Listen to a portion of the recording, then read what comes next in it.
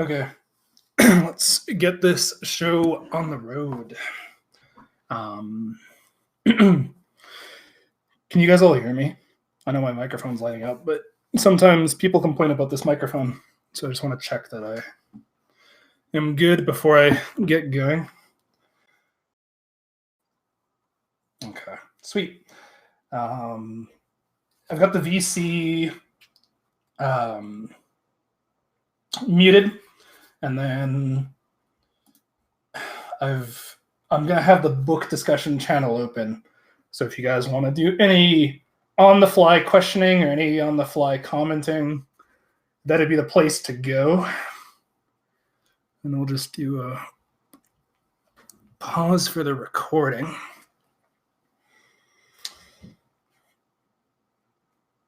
Okay, so we're here for session 2. Just some housekeeping notes first.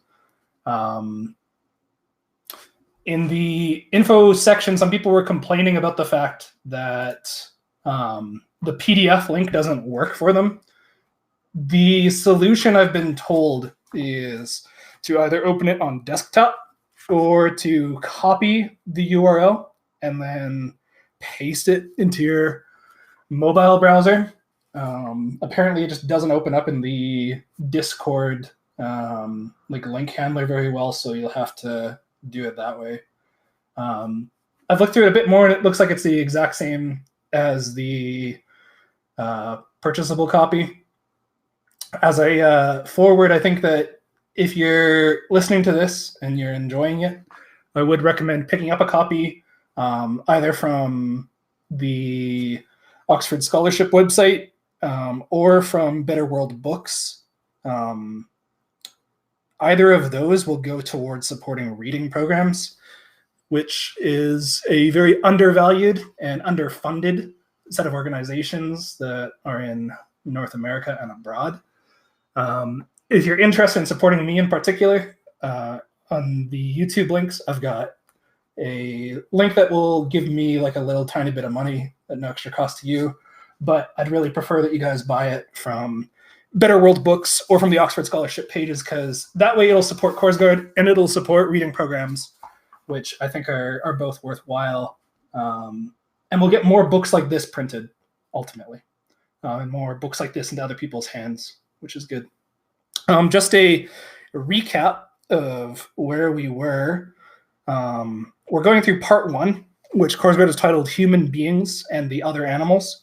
The first 2 parts, she wanted to lay out what is distinct between humans and non-humans.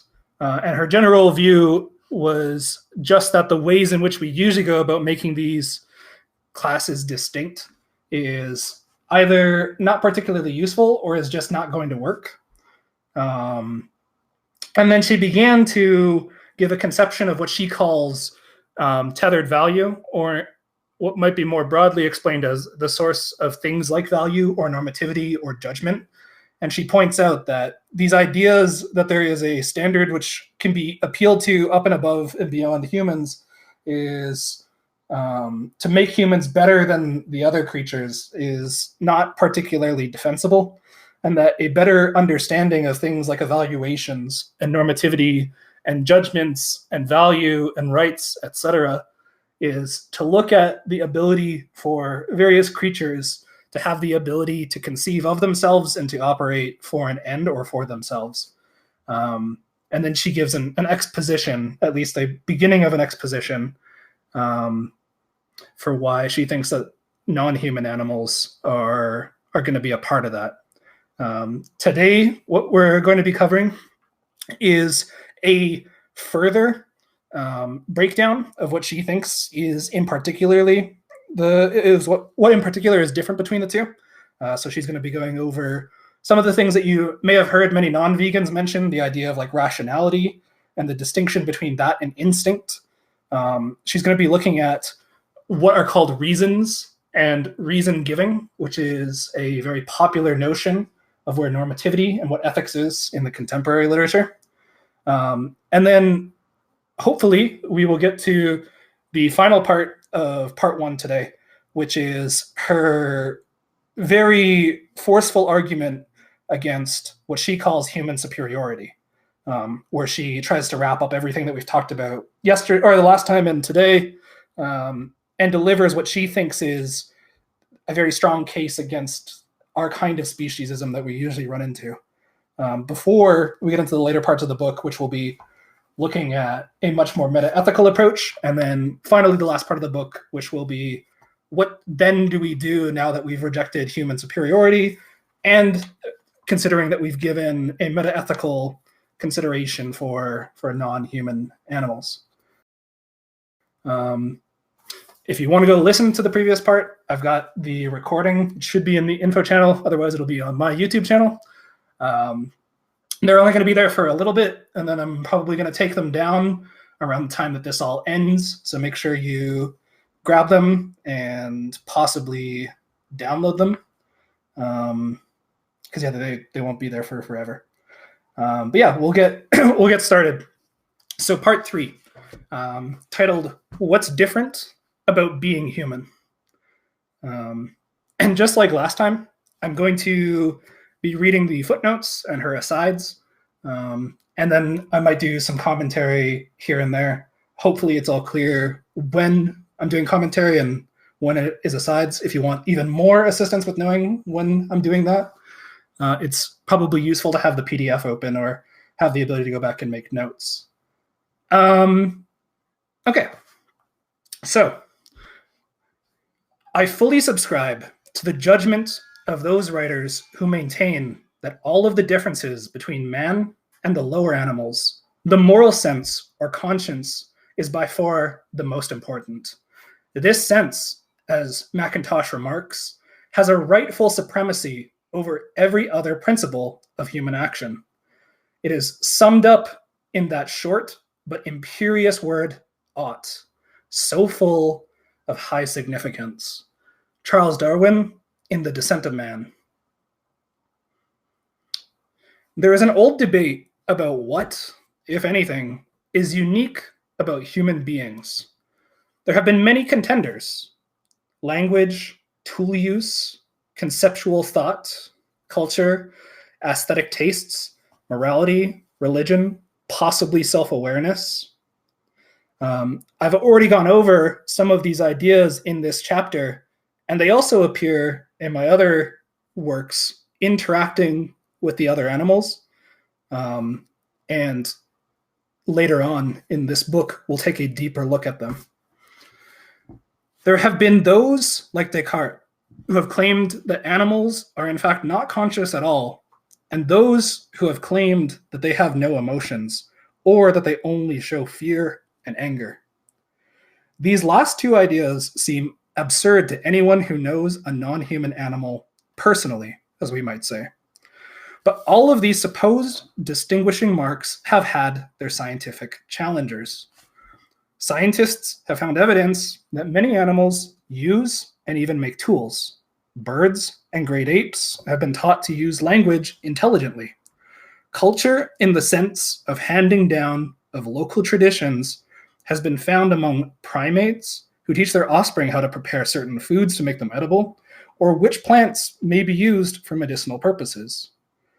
The defenders of human uniqueness sometimes respond by ratcheting up the criteria for what counts as having the attribute in question. It is not really language unless the animal can use syntax as well as just naming things, or unless it is used with a clear communication, they might say.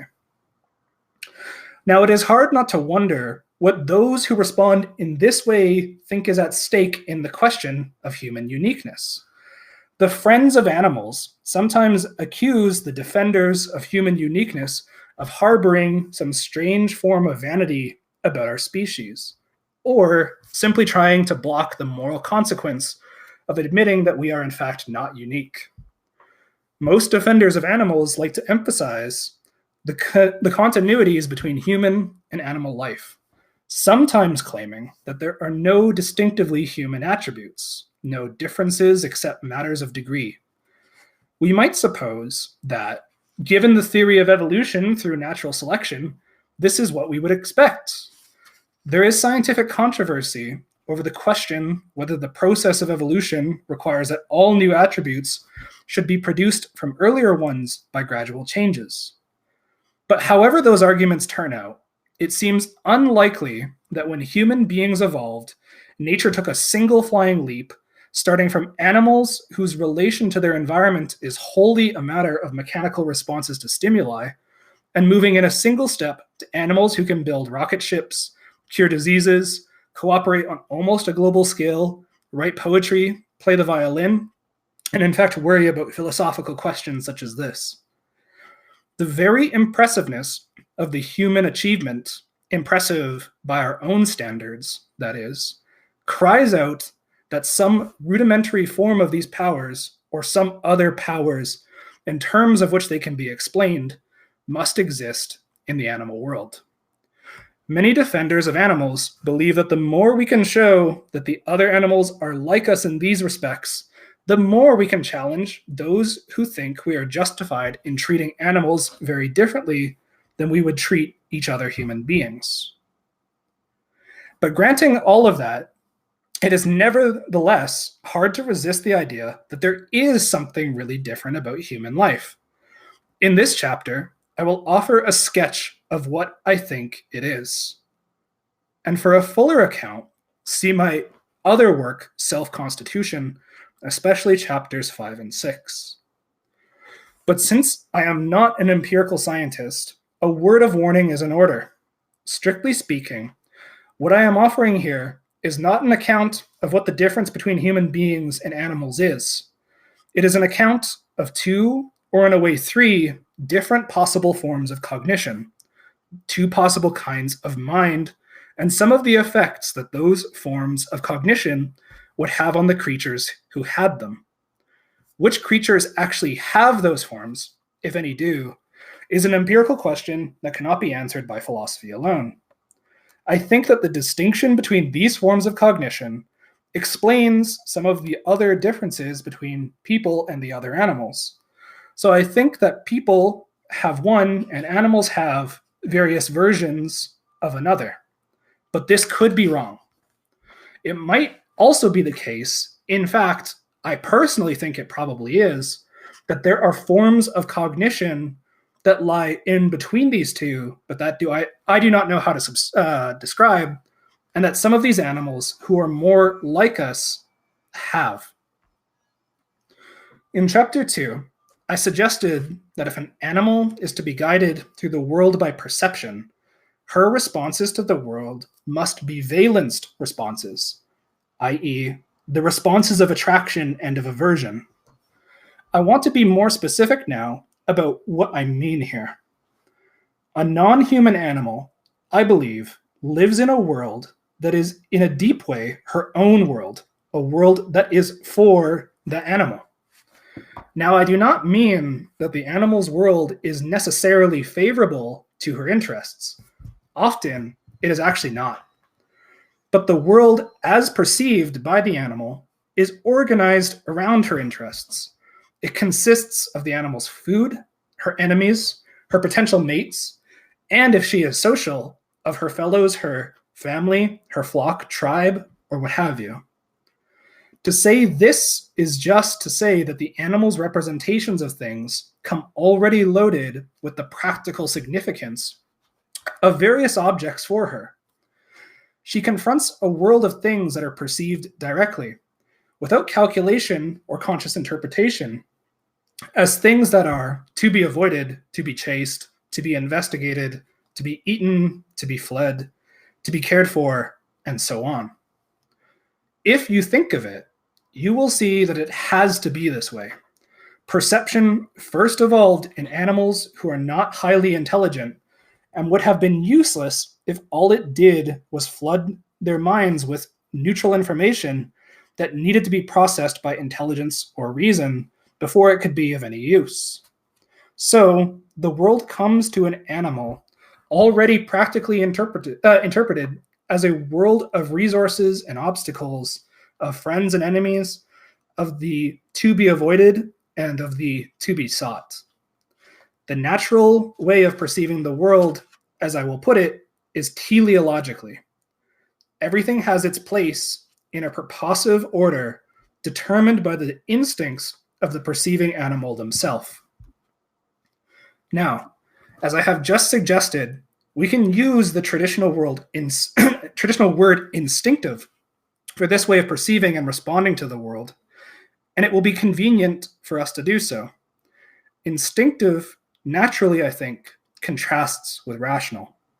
Following an ancient tradition, that is what I am about to claim is different about human beings, that we are rational.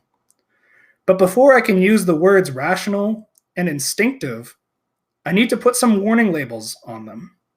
Sometimes people use the word instinctive for reactions and movements that are wholly automatic and simply caused, those that are not intentional, like, for example, ducking or salivating. I am not talking primarily about reactions of this kind, but it will be easier to make it clear what I am trying to get at when I add my other warning.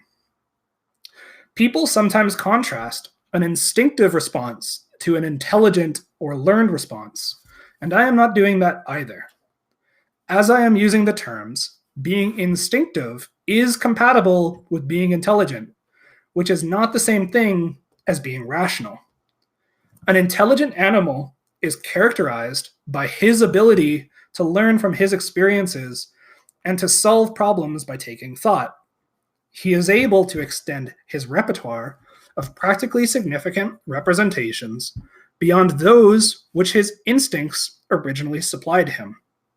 He might learn to see the porcupine as something that is to be avoided, or a human companion as a member of his flock, for example. He might learn to fashion a twig into a digging stick. Intelligence, so understood, is not something contrary to instinct, but rather something that increases its range and ramifies the view of the world that it presents to the creature who has it. Intelligence, on this account, is not the same as rationality. Rationality, as I am going to use the term, is a normative power grounded in a certain form of self-consciousness. Just as an aside, I recognize that sometimes phrases like normative power and grounding are being used in ways that maybe many people have never interacted with them before. So all that she's really talking about when she says things like powers is the idea that there are like causes, or that there are ways in which certain kinds of dispositions or certain kinds of effects may come into play. Now, that itself is also very heavy philosophically, and I don't know how much time I want to spend on it. But if you search the SEP article for dispositions and you start looking at discussions of things like powers, you'll probably get more on that. And then when it comes to grounding, the idea with grounding is that we're looking for what something is in virtue of. So if something grounds something else, it is only the case that that thing is what causes the other thing. It can't be caused by something else. So it's directly causal, and it's the only thing that causes it. And so what she's sort of saying here is that rationality is itself this kind of disposition, or this kind of tendency in the world, that is the only thing that gives certain forms of self-consciousness, which is important. She's not saying that the kind of irrational other animals that she might present are not self-conscious. She's just saying that there's a distinctive kind of self-consciousness that arises through what she is going to describe as rationality. But anyways, moving on.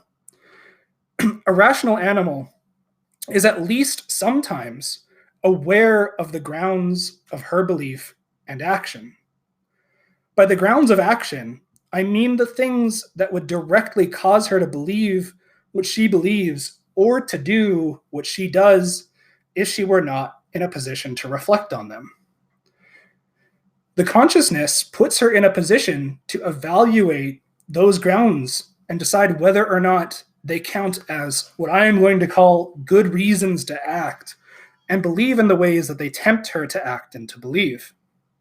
Now, when a non-rational animal thinks about what to do, if she thinks about what to do, she thinks about things in the world as she tends to perceive them, not about her own beliefs and attitudes and desires towards those things. These attitudes that motivate her actions may in fact be invisible to her, because they are part of the lens through which she sees the world, rather than being part of the world that she is in fact seeing. We sometimes talk as if our own attitudes were invisible to us in exactly this way. If you say that a spider is creepy, for instance, you speak as if your attitude towards the spider were a property of the spider itself. This particular distaste that you have for the spider, the fact that it gives you the creeps, is a lens through which you see it, causing you to think of the creepiness as an element of the spider. Now, if our fear of spiders is instinctive, it is no accident that this example illustrates what I am trying to convey. This is what the kind of perception I am calling teleological is like. The perceived creepiness of the spider tells you to avoid coming in contact with it. If you think about how hard it can be to let a large spider crawl on you, even if you know that she is harmless, you will see that such instructions can come almost in the form of mental commands. Now, in the same way, we might suppose that when an antelope is fleeing from a lion, that she is afraid. But she need not think about the fact that she is afraid, or about the fact that her fear is what is making her run. Perhaps she just sees the lion as danger, as a thing that is to be fled.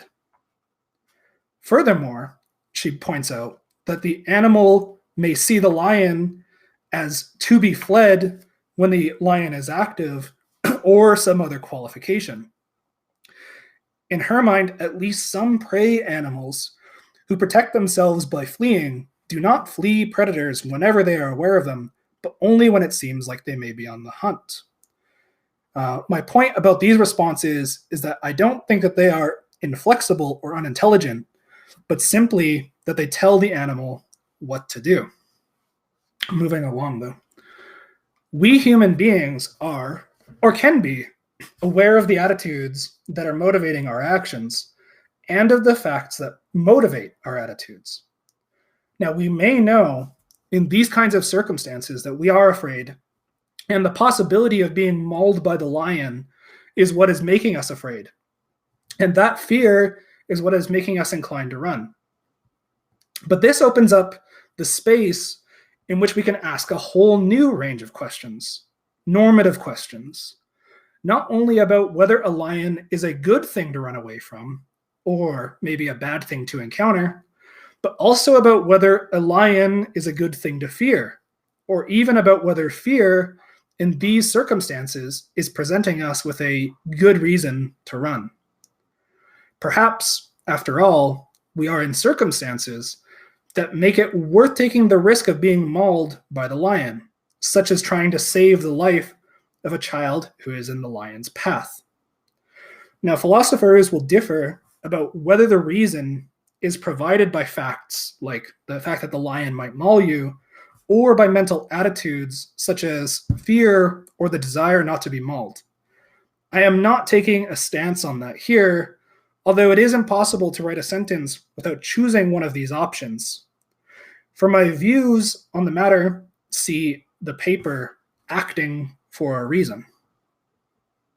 Now, if we are, as we take ourselves to be, rational beings, then what we actually do will be influenced by the way we answer those questions. We will, for instance, stand our ground if we decide either that we have reason not to be afraid or that we have reason not to run, even if we have a good reason to fear. Of course, reason does not always triumph over instinct in this way, since instinct is, as I said it above, very commanding. But sometimes reason succeeds in facing it down. So the difference between rationality and intelligence is this. Intelligence looks outward at the world and asks and answers questions about the connections and relations that we find there. Now, most obviously about causal relations, but also probably about spatial and temporal and social relations. But rationality, in my mind, looks inward, at the workings of our own minds, and asks and answers normative or evaluative questions about the connections and relations that we might find there. In particular, practical rationality raises questions about whether the attitudes and the facts that motivate our actions give us good and proper reasons to act.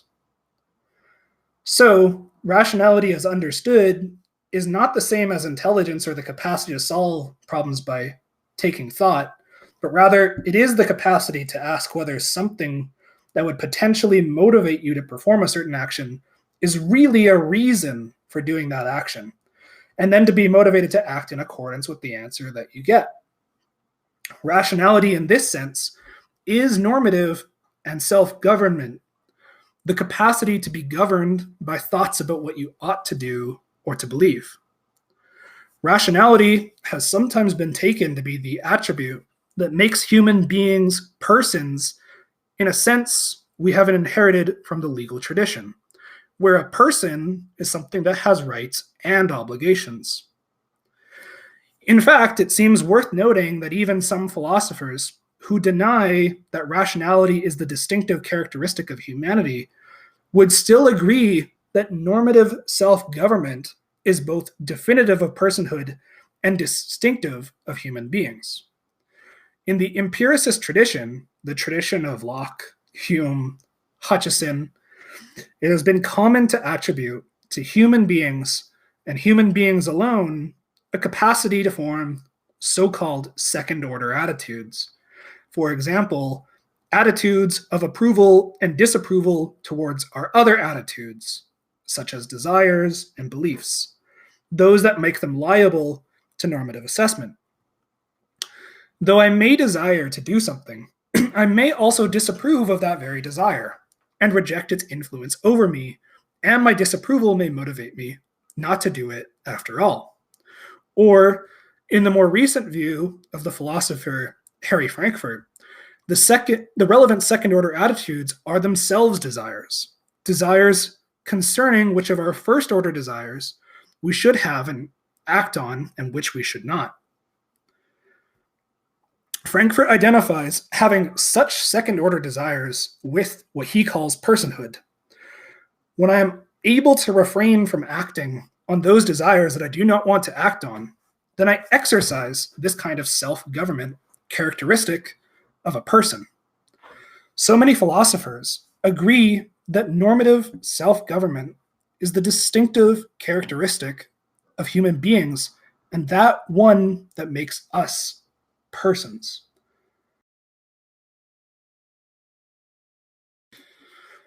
But don't animals have reasons for what they do? In a sense, of course, they do. In order to make the distinction I have in mind a little clearer, I am going to describe the two different kinds of cognition I have just been discussing in a slightly different way. As I mentioned before, some people think of instinctive action as the mechanical and automatic response to a stimulus, like closing your eyes when something gets too near to them. In this kind of case, your behavior has a purpose, in the sense that this reaction evolved because it serves a useful purpose. It protects your eyes from harm. This is not a purpose you need to have in mind in order to engage in the behavior. It is not a purpose you need to endorse, and on a certain kind of occasion, your own purpose may in fact be the opposite. Think, for instance, how hard it can be to keep your eye open when the eye doctor pushes his lens right up to it so that he can peer into your eye. We do not think of these kinds of reactions as actions. Exactly, but it may be that some of the actions of very simple animals are like that.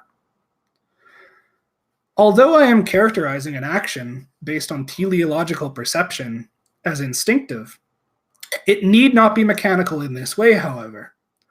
If an antelope sees a lion as something to be feared and avoided, then avoiding the lion is her own purpose, as well as the evolutionary purpose of her reaction.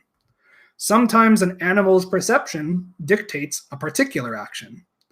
An antelope calf will say, "Drop down into the tall grass" when she sees a lion. Now, although this behavior is fairly automatic, it is possible that the animal who engages in it knows exactly what she is doing. Such knowledge presumably makes the animal's behavior much more flexible. She can decide to run away if the strategy is not working, and the lion appears to have spotted her after all. So, we can distinguish mechanical stimulus response action, in which case the instinct tells the animal, when you see a lion, duck into the grass in order to avoid the lion's attention. And she's highlighted that duck into the grass is, in this case, the choice of an action, and that avoiding the lion's attention is just an evolutionary disposition or tendency. There's like nothing mental going on. It's just like a mechanical sort of thing, like a light switch-esque behavior. And then she distinguishes that from intelligent action governed by teleological perception, where it's the same sentence. When you see a lion, duck into the grass in order to avoid the lion's attention. But in this case, she's highlighted avoid the lion's attention. And she says, in this case, animals' own purpose is taken into account. So she's saying that there is something mental going on here. There is something properly personified or properly characteristic of the creature and its mental possibility going on, rather than just this like natural or evolutionary behavior. But moving on. Above, I claimed that a rational being is aware of the grounds of her actions and capable of resisting her instinctive responses if she sees that there is reason to do so. One implication of this is that if she does obey her instinctive responses, it is in fact because she has chosen to do so. For further discussion on affirming our instincts, see morality and the distinctiveness of human action. So rationality changes the scope of the object of our choice. For an animal who might be acting instinctively, it is the act that is chosen for a purpose that is given by her evolved nature. Even if it is her own purpose and not merely the evolved purpose of her behavior, though, it is not one she has decided to adopt. A rational being, however, chooses the whole action, the act, and the purpose together. Ideally, she decides that under the circumstances and all things considered, the purpose of the act is one that is capable of justifying her in performing the act. And so to separate here from the other two sort of actions that she described, she's pointing out that duck into the grass and in order to avoid the lion's attention is in fact like one entire like mental capacity or one entire kind of mental thing. Previously, the act was sort of the only thing that we could perceive as mental. And if we did perceive the avoiding the lion's attention justification as mental, that they were separate. But what she takes it to be when you're being rational is that you really are giving this kind of causal account in a single kind of thought or a single kind of mental case where ducking into the grass in order to avoid the lion's attention is something that you have an attitude towards, the sort of like second order or higher order thing that she talked about earlier. Now, I'm sort of describing these things because they're given in the forms of diagrams. So if you want to look at the diagrams yourself, it's on page 42 and 43 by the book pages, not by the PDF pages, if you want to go read them for yourself. But moving along. Another way to put this, one associated with Kant, is this. The other animals are governed by the laws given by their instincts, while we, rational beings, are governed by laws that we give to ourselves. If an animal has instinctive cognition, That is what the law of ducking into the grass when you see a lion is. It's a law of instinct, even in the cases where the animal knows what she is doing and the purpose is her own. But a rational being makes an assessment of the principle that she should duck into the grass when she sees a lion, asking herself whether, on this occasion, her actions ought to be governed by that principle, i.e., she has an attitude about them. Now, I will discuss how she might make this assessment later on in Chapter 7, but in this sense, she makes the laws for her own conduct rather than being governed by the laws that are given to her by evolutionary nature. This is the property that Kant called autonomy, being governed by laws that we give to ourselves. Rationality is liberation from the control, although not the influence, of instinct. Rationality is the capacity to ask whether the potential reasons for our beliefs and actions are good ones, and to adjust our beliefs and actions according to the answers that we might get. Alternatively, rationality is the capacity to ask whether the potential grounds of our actions are really reasons. Which formulation is correct depends upon whether the theorist thinks reasons are constructed or in some sense created or not. The formulation in this note is more proper for a Kantian theory, since Kant thinks that reasons are legislated rather than discovered or perceived in the world. But how do we answer all of these questions? A theory about how we do that would be a theory about what the laws of practical reason are and why. Now, this is a big philosophical question, and I am not going to venture to defend a whole answer in this book. Although in later chapters, we will be looking at Kant's in chapter 7 and 8, and eventually the utilitarian in chapter 9's answer later on. Some popular candidates for the laws of practical reason, just to give you a feel for what we will talk about, are that we should take the means to our ends, do what is best for ourselves on the whole, maximize the good in general, treat others as we wish to be treated ourselves, or to do what it would make sense for anyone or for everyone to do in our specific situation. Those are all things that some philosophers have claimed that reasons require us to do. For our purposes in this chapter, it is simply enough to suppose that there are some such moral laws, and that some of them, such as the law that we should maximize the good or the law that we should treat others as we would wish to be treated ourselves, are also plausible candidates for the being of the fundamental laws of morality. Then we, human beings, as rational beings, can decide what counts as a good reason to act and be motivated accordingly, and that it is what our moral nature consists in. This makes several important differences to what would be, in my mind, the form of a human life. The first difference is that when we endorse our motives and decide we have good reason to act on them, we judge the objects or the ends we have decided to pursue or act upon to be good. That is, we do not merely desire them, we are in fact valuing them. For that is, at least according to one theory, what valuing is. It's not merely wanting something, but in fact thinking about it and approving and endorsing your own desire for it, and disapproving of those who might be indifferent to it or against it. It is because we are rational that we think about what ends we should pursue, and we have a concept which we call the good, which we apply to the ends or the objects we decide to go for. The ones that in chapter 2 I called our final goods.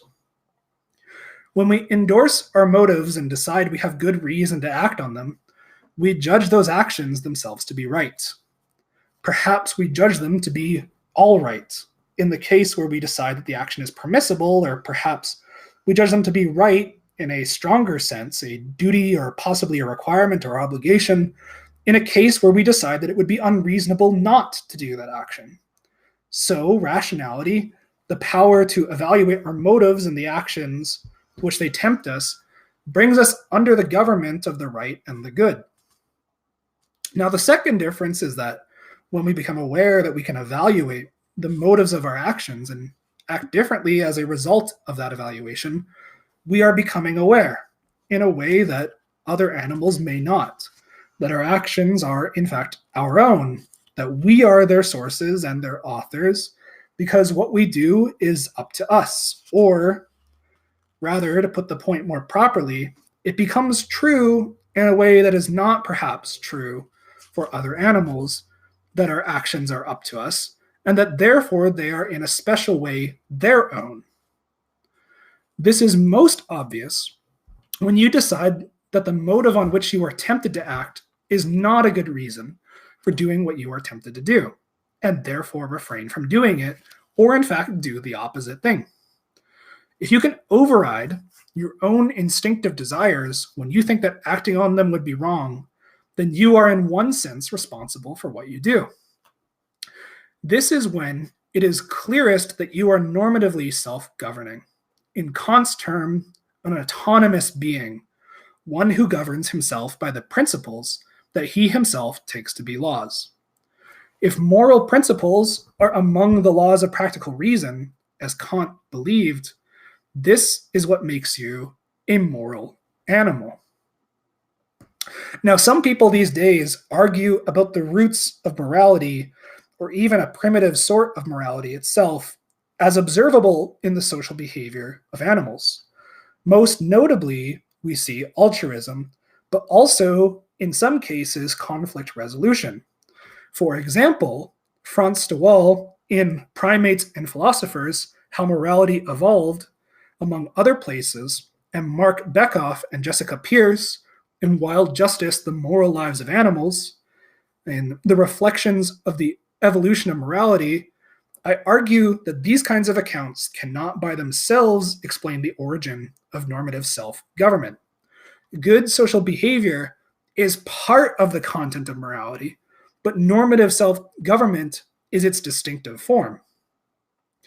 Now, just because some non-humans are richly social beings does not itself make them moral candidates. But this in turn makes another difference. When we come to see our actions as up to us, we come to see them as expressions of ourselves, that is, of our selves, or the mind. For because we are aware of our own attitudes and motives, or at least of some of them, our sense of ourself includes those motives and attitudes, and we are aware of this aspect of ourselves as the sources of our actions.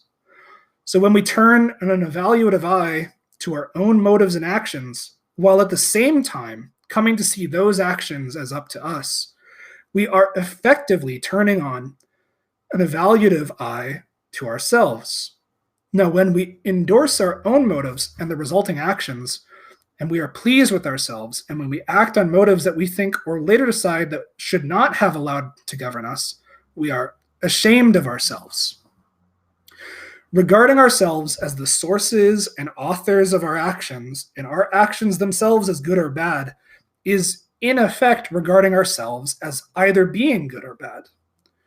When we take responsibility for our own actions, we see ourselves as courageous or cowardly, noble or small-minded, generous or selfish, and just plain good or bad, depending on how it is that we act. So when we evaluate our reasons, we evaluate our actions, and when we at the same time come to see our actions as having their sources in ourself, we also come to evaluate ourself. Now, when I read or hear discussions about whether there are any big differences between human beings and the other animals, I am always surprised that the one I just mentioned seldom seems to come up. I do not mean rationality that has been the main contender ever since Aristotle, but in fact the tendency to be normative or evaluative self-conception to which it gives its rise. For if this is indeed a difference between humans and the life of other animals, and I am tempted to think that it is in my mind an enormous difference. Normative or evaluative self-conception does not find its expression in moral self-evaluation alone. It shows up all over the place in humans' life. In a teenager's desire to be cool, or a ruffian's desire not to seem weak, or an urbanite's desire to be in fashion. We are eager that others should think well of us, and it is not usually because we calculate the possible benefits of that. It is because we are eager to think well of ourselves. Thinking well of yourself and thinking that others think well of you are the source of some of a human being's most exquisite pleasures.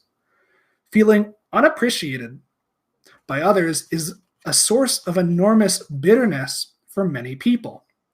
People can be driven to despair, or sometimes even suicide, by the thought that they are worthless or useless or unlovable. We want to be good partners and parents and teachers and leaders and friends as well, and hopefully, overall, good people. In 1,000 ways, we are always holding ourselves to evaluative standards. None of this, I believe, is true of the lives of many other creatures. I feel tempted to say that unlike us, the other creatures accept themselves as they are, but of course, that is not the right way to put it. They do not evaluate themselves, so the question whether they accept themselves does not seem to come up in their mind. A life led in the light or the shadow of a normative conception of the self is a very different kind of life from the one that I believe many other creatures lead. And now we have arrived at the conclusion I promised you at the end of chapter 2. For if we human beings, for one, regard ourselves as the source of our actions, and so, for two, regard those actions as expressive of ourselves, and at the same time, for three, regard our actions as up to us, then we must regard it as up to us who and what we are. For whenever we choose our actions, we are deciding who, what sort of selves we will ultimately be. That is why Kant was right in thinking that human beings play an active role in the construction of ourselves that the other animals, in my mind probably, do not play. We have what I have elsewhere called a practical identity that we create for ourselves. Now, this complicates what counts as the good for human beings, for with this new form of identity comes a whole new way of functioning well or badly. We have standards to meet and ideals to live up to, and we can function badly by having the wrong ones or failing to live up to the ones that we have. But is it really true that animals lack an evaluative self-conception? Don't some animals feel pride and shame? This is a claim people sometimes make, especially about dogs. How can you feel pride or shame without thinking you've done well or badly? And that somehow reflects on the value of yourself. Now, I have admitted that these questions are all empirical, so there is certainly room for doubt. But let me just point out that there are some things that come pretty close and might explain the observations on which these claims are based without needing to concede that the other animals evaluate themselves. First of all, social animals may very well want to be loved or accepted by their group, and intelligent social animals may be aware when they have done something that would lead to anger or rejection if it were known. That could cause them to feel fearful or cast down, even if it did not lead to any thoughts about or representations of their own personal worth. But I am happy to admit that in any case that this is a borderline phenomenon, since it is in the life of a human child, the beginning of normative self-conceptions may well involve the sense of acceptance or rejection by one's loving parents. We say, "Good boy," both to our dogs and to our sons. Now, the question is whether the dog internalizes it in quite the same way a human child does, or only takes it as a signal that he's done what will serve him well in the future. Secondly, animals form hierarchies. Do animals higher in the pecking order feel that somehow reflects well on them? They are willing to fight for higher places, but of course, that could just be for the privileges they bring: access to increased food and further mating opportunities.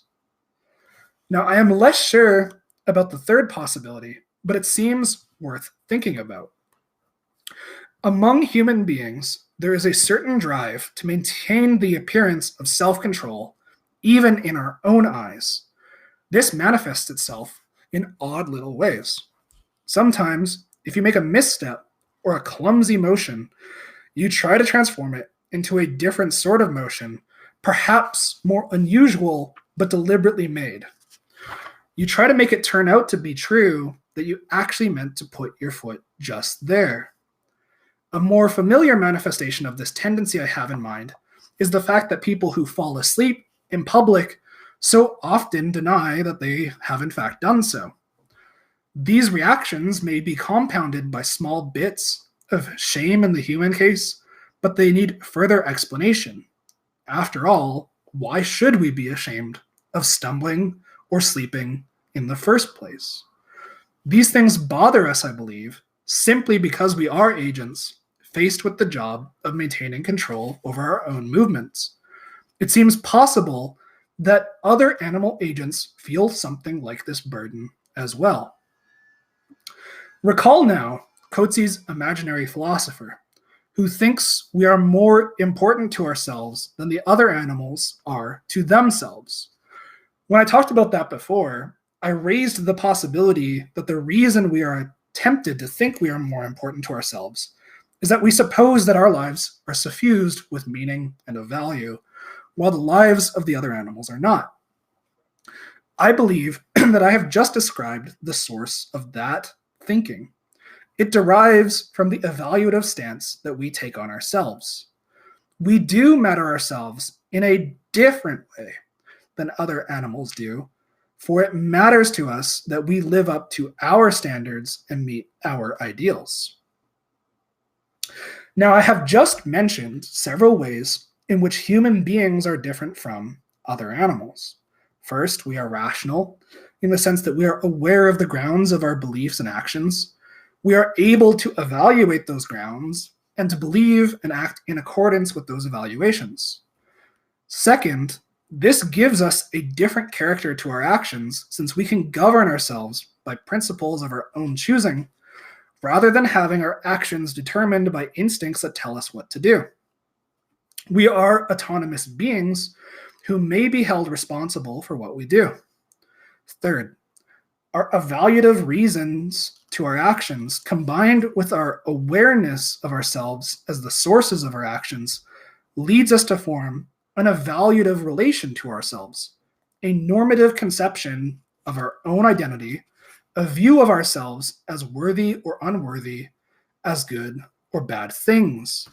This changes the nature of our good, for it is essential to the good of human beings, or most of us, anyways, to be in good standing with ourselves and at least some of our fellows. This may be part of the source of the other difference I will now discuss. The young Karl Marx, following the German philosopher Ludwig Feuerbach, argued that human beings have a property that he called species being. Human beings, he argued, are the only animals that actually think of themselves as a member of a species.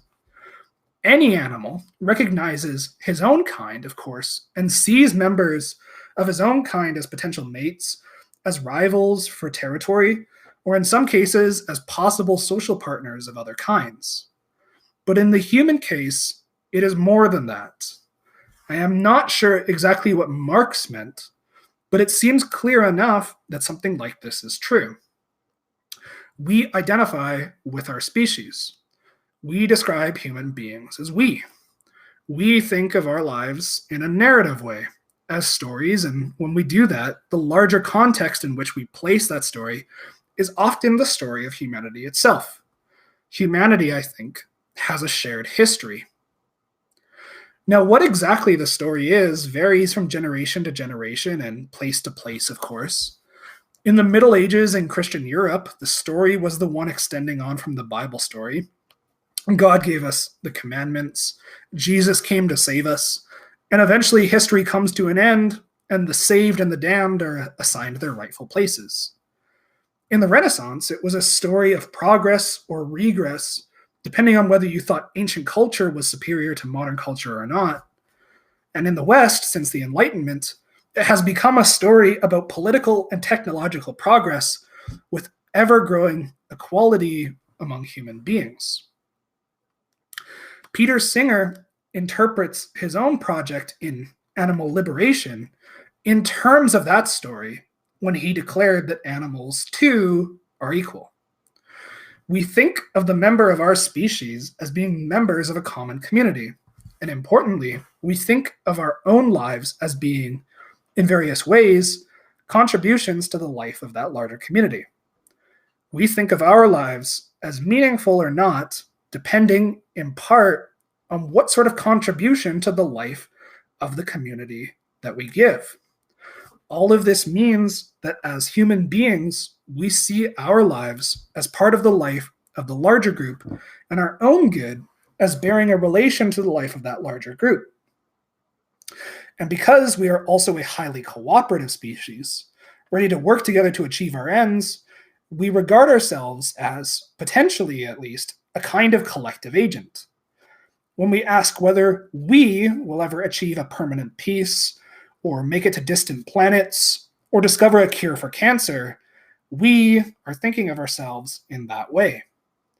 This makes the human species, potentially at least, a different kind of entity than the other animal species are, a collective kind of agent.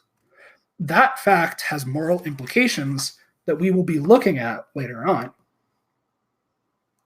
Finally, I would like to mention one more important human difference that comes with rationality.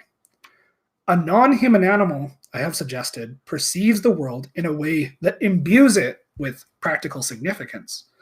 A practical significance determined by her own interests as those that are embodied in her instinctive responses to various things. Now, she perceives the world as populated by her flock, or her pack, or her offspring, or her enemies, or her food, so that she can respond to it in ways that will enable her to survive and reproduce. Now, if you are a rational being, I have claimed, you are aware that you do this, and that makes it possible to get some critical distance on it. And so to call these instinctive responses into question. The difference made by this might be even deeper than we at first thought. Recall again the passage from Middlemarch that I quoted in chapter 1. I want to remind you first of what I said then. Dorothea, an idealistic young woman who longs to do some good in the world, marries an older man, Casaubon, whom she believes is a scholar engaged in great works.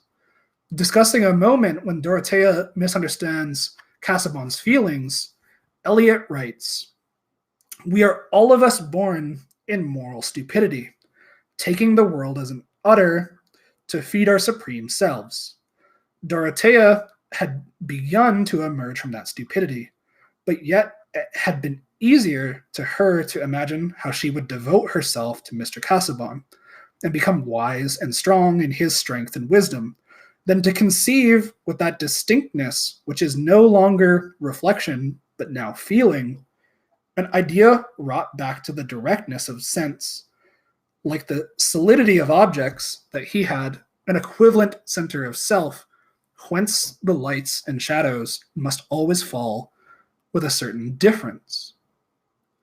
Now in chapter 1, I appealed to this passage to bring home how hard it is for us to grasp the full reality, or the solidity, as it is put, of lives other than our own, especially of the lives of those whose minds, like those of the other animals, are different from our own.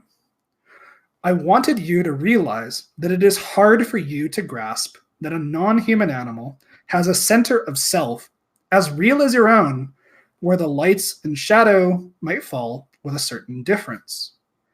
Now, there is a parallel point to be made here, which is that non-human animals themselves do not fully grasp this sort of thing about others. Dorothea's revelation is not merely that Casaubon's interests and therefore his responses to the events about which they are disagreeing are different from her own. Her initial moral stupidity is grounded in something deeper than that. It is that she has failed to grasp the full significance of the fact that Casaubon does not exist in relation to her interests at all. He is not merely the man who is going to rescue her from insignificance and make her wise and strong. He is his own independent being with an existence and a center of self which is completely independent of her and which would be just as real as it is now in a world in which she might not exist at all. She is, as Thomas Nagel put it, just one among others who are equally real. All of us think that we know this about others, but all of us are constantly losing track of it. This grasp of the full inner reality of others and its complete independence from our own concerns is absolutely essential to being a morally good person. And the fact that our grip on it is tenuous is one of the reasons why moral goodness, I think, is so hard to achieve.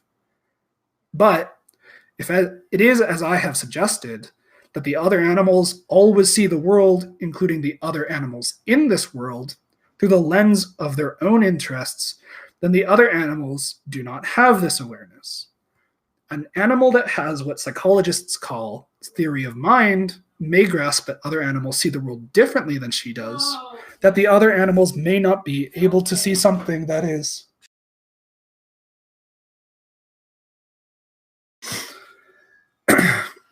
where was I?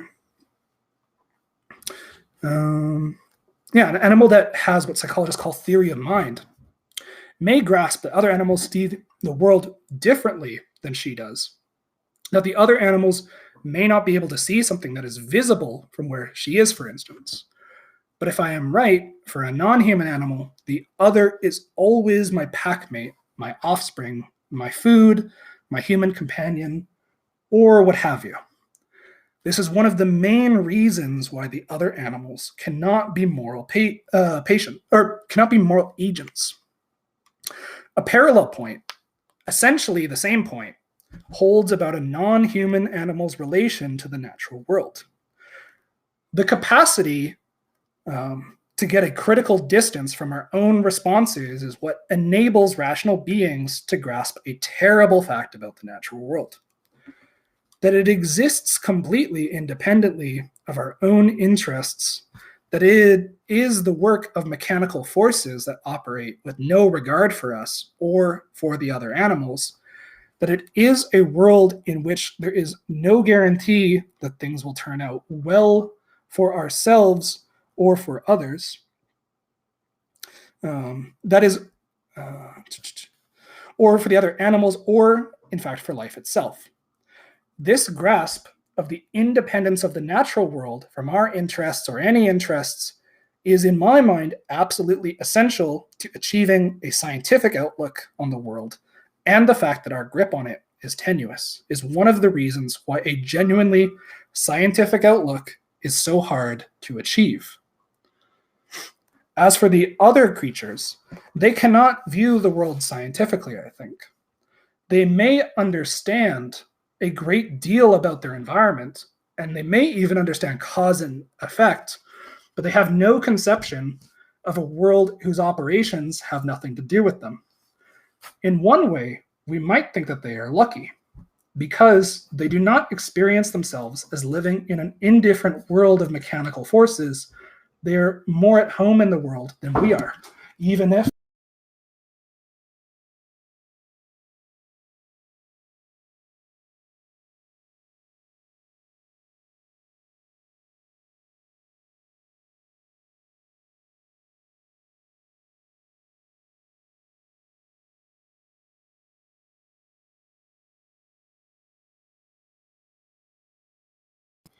all right, sorry. In one way, we might think that they are lucky because they do not experience themselves as living in an indifferent world of mechanical forces. They are more at home in the world than we are, even if it is not always a very happy home. If something along these lines is correct, science and ethics are the twin products of rationality, with a common source in a fragile intellectual achievement that rationality makes possible. The ability to grasp that the world and its other inhabitants do not exist in relation to you and your needs and interests. Knowledge and action are common to the human and animal worlds, but science and ethics are specifically human, rational modes of knowledge and action, both expressions of this conception of an independent world. This means that if we treat the other animals in a way that is grounded in the view that the other animals exist in relation to our own human needs and interests, that is, if we act as if the animals were put into the world for us, it is a failure of our rationality, and with it, our humanity on both of these fronts. Okay, so that is chapter 3. I'm going to take a quick break to drink some water before I move on to chapter 4. And if anyone has like any questions or objections, you're free to put them in the book discussion channel, and we'll talk about them briefly when I get back in a few seconds. That chapter is a bit heavy. She's trying to set up in her mind the most steel-manned conception of the distinction between non-human and human rights, and maybe I think that she even feels this way herself. I know that a lot of people will disagree with the way that she's presented herself here, but I think it's worth sticking it out. Because I think that the resulting chapters really gets to the heart of what she's trying to get at here. I've previously talked about how there's an important distinction in my mind and ultimately in Korsgaard's mind and Norcross, that there is a distinction between moral patients and moral agents. And as we go on, she's gonna try and make this view seem less and less anthropocentric, which she sort of does in that last section, which I think is like, honestly, I wish she emphasized this more throughout the chapter. The fact that it's like a single like half paragraph near the end, that even if these are distinctive features, they are not distinctive features that give us more value. In fact, our fielding that they give us more value is contradictory towards them, is something that I wish she emphasized more in this chapter as a lead-in to chapter 4, which we'll cover next, where she really drives that point home. But yeah, I'm gonna go get some water and I'll be back. Let's say, what is it, 7:11 right now? I'll be back at 7:15 and we'll continue.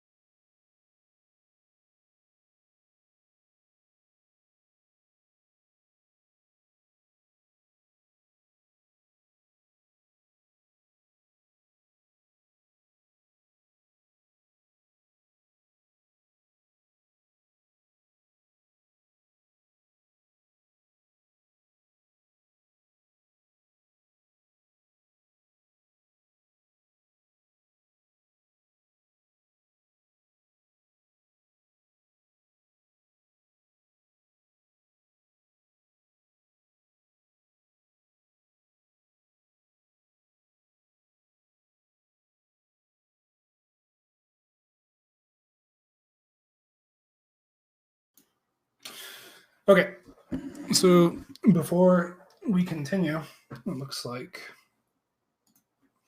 no one really had anything they wanted to talk about.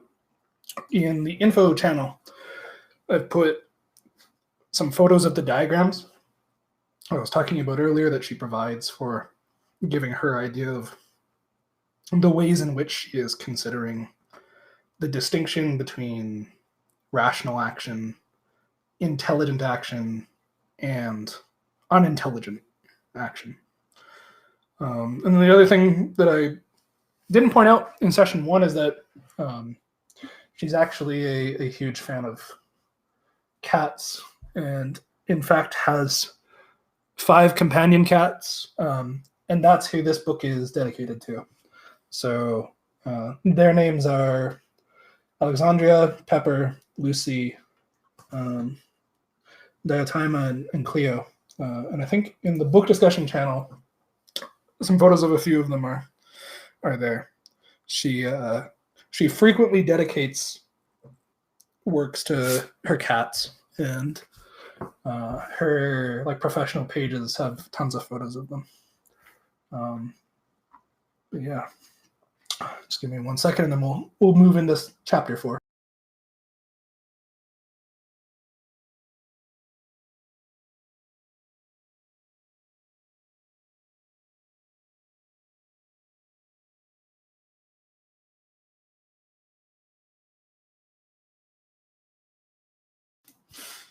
All right.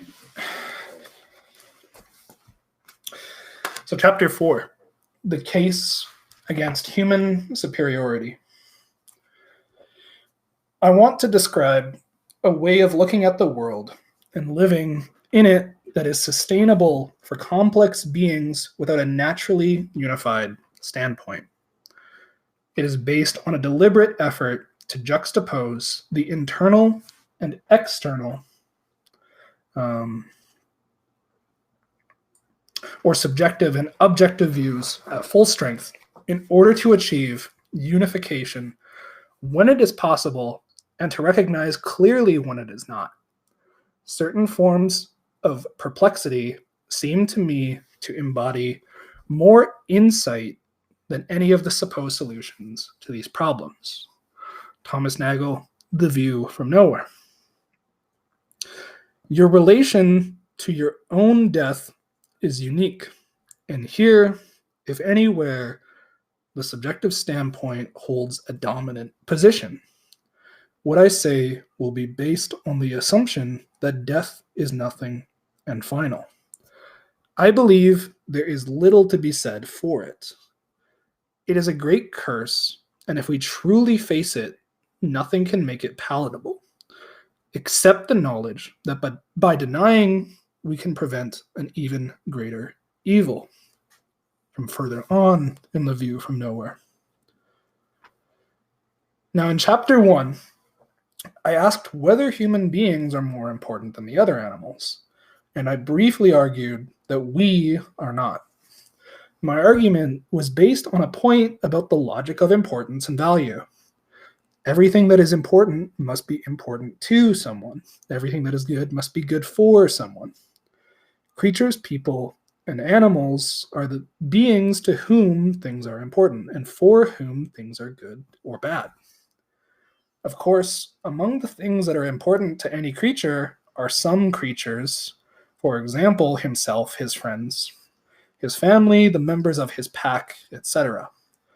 But no creature or species of creature could be flat out absolutely more important than every other unless that creature or species was more important to the members of all other species, even than they are to themselves. Now that I have examined the question of human differences, I want to examine some other differences that some people have thought obtain between human beings and the other animals, and reopen the question whether they make what happens to us matter more than what happens to the other animals. Specifically, I am going to ask whether our moral and rational nature makes us superior to the other animals, and whether we are better off than the other animals. In the course of these discussions, I am also going to raise some questions about whether, for that or for some other reason, death and suffering are worse for people than for the other animals. As we saw in chapter 2, we use the term good and related terms like better and superior in two different ways, which there I called evaluative or functional and final. It will be handy for our purposes in this chapter to express this distinction in a slightly different way. Good, in the evaluative sense, means something in the neighborhood of excellent or admirable. Good, in the final sense, means something in the neighborhood of desirable. The two questions I mentioned above are questions about the relative merits of human and animal life in each of these senses of good. As an aside, Aristotle in the Nicomachean Ethics raises the question in which of these two senses happiness is good, when he asks whether happiness is among the things that are praised or rather among the things that are prized. It is, of course, among the things that are prized. Maybe it is just because of the alliteration, but I like that way of making the distinction. I do not, however, want to take on board another part of Aristotle's view that seems odd to me, which is that there is, in some sense, which the things that are prized are better than the things that are praised. The question about the evaluative sense is whether human beings are somehow superior to the other animals, more excellent as measured by some evaluative standard. The question about the final sense is whether human beings are better off than the other animals, whether it is better for you to be a human being, that is to say, for a porcupine to be a porcupine, or an eel to be an eel.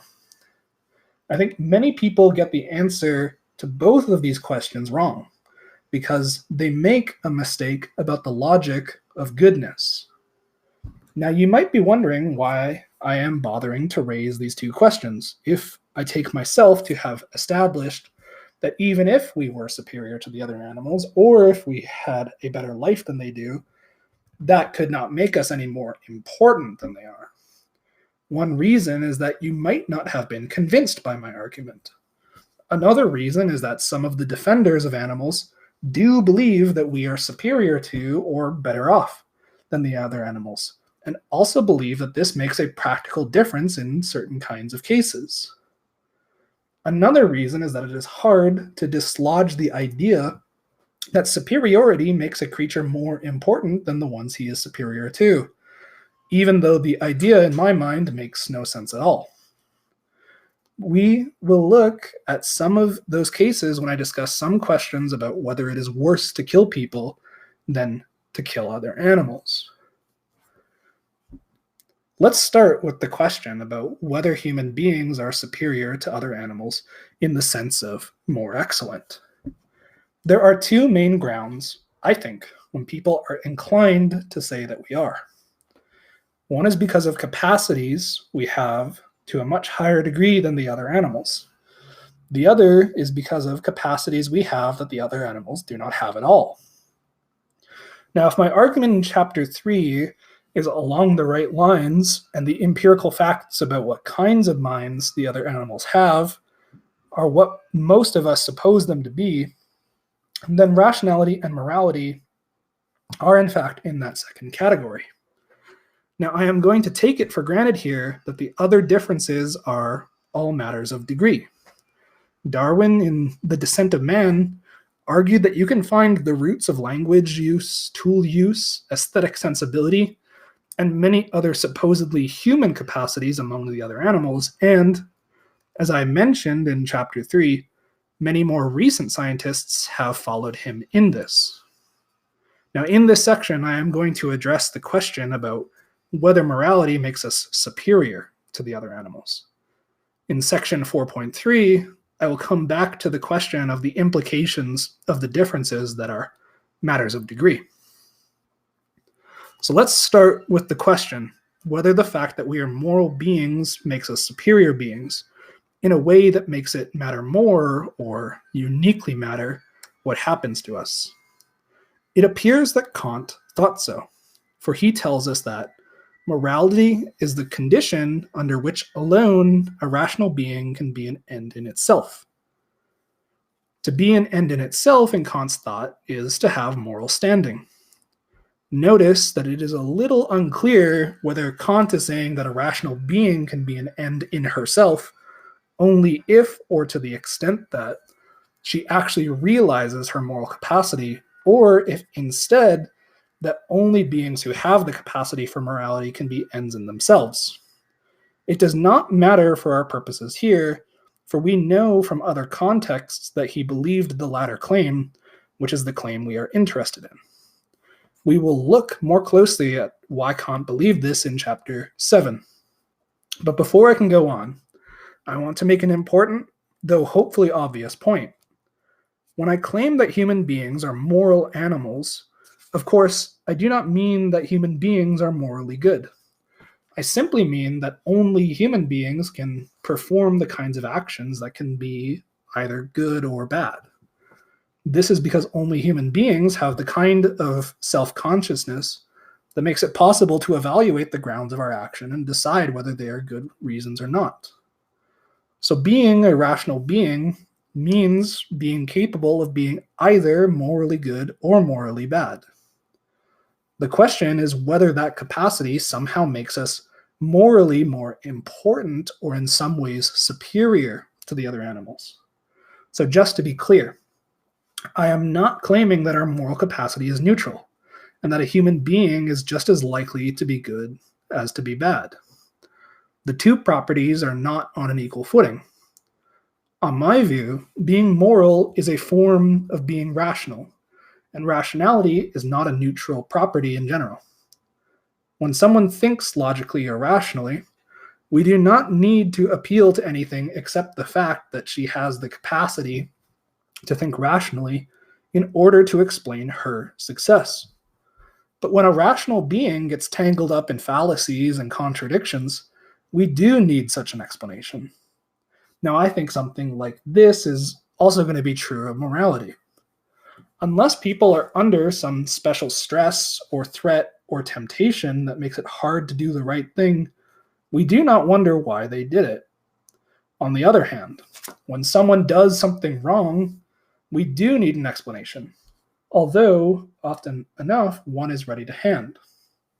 But even if the capacity to act morally is not a neutral one, saying that people have the capacity is not saying that human beings are morally good.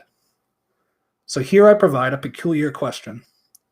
Is the capacity for being morally good itself morally good?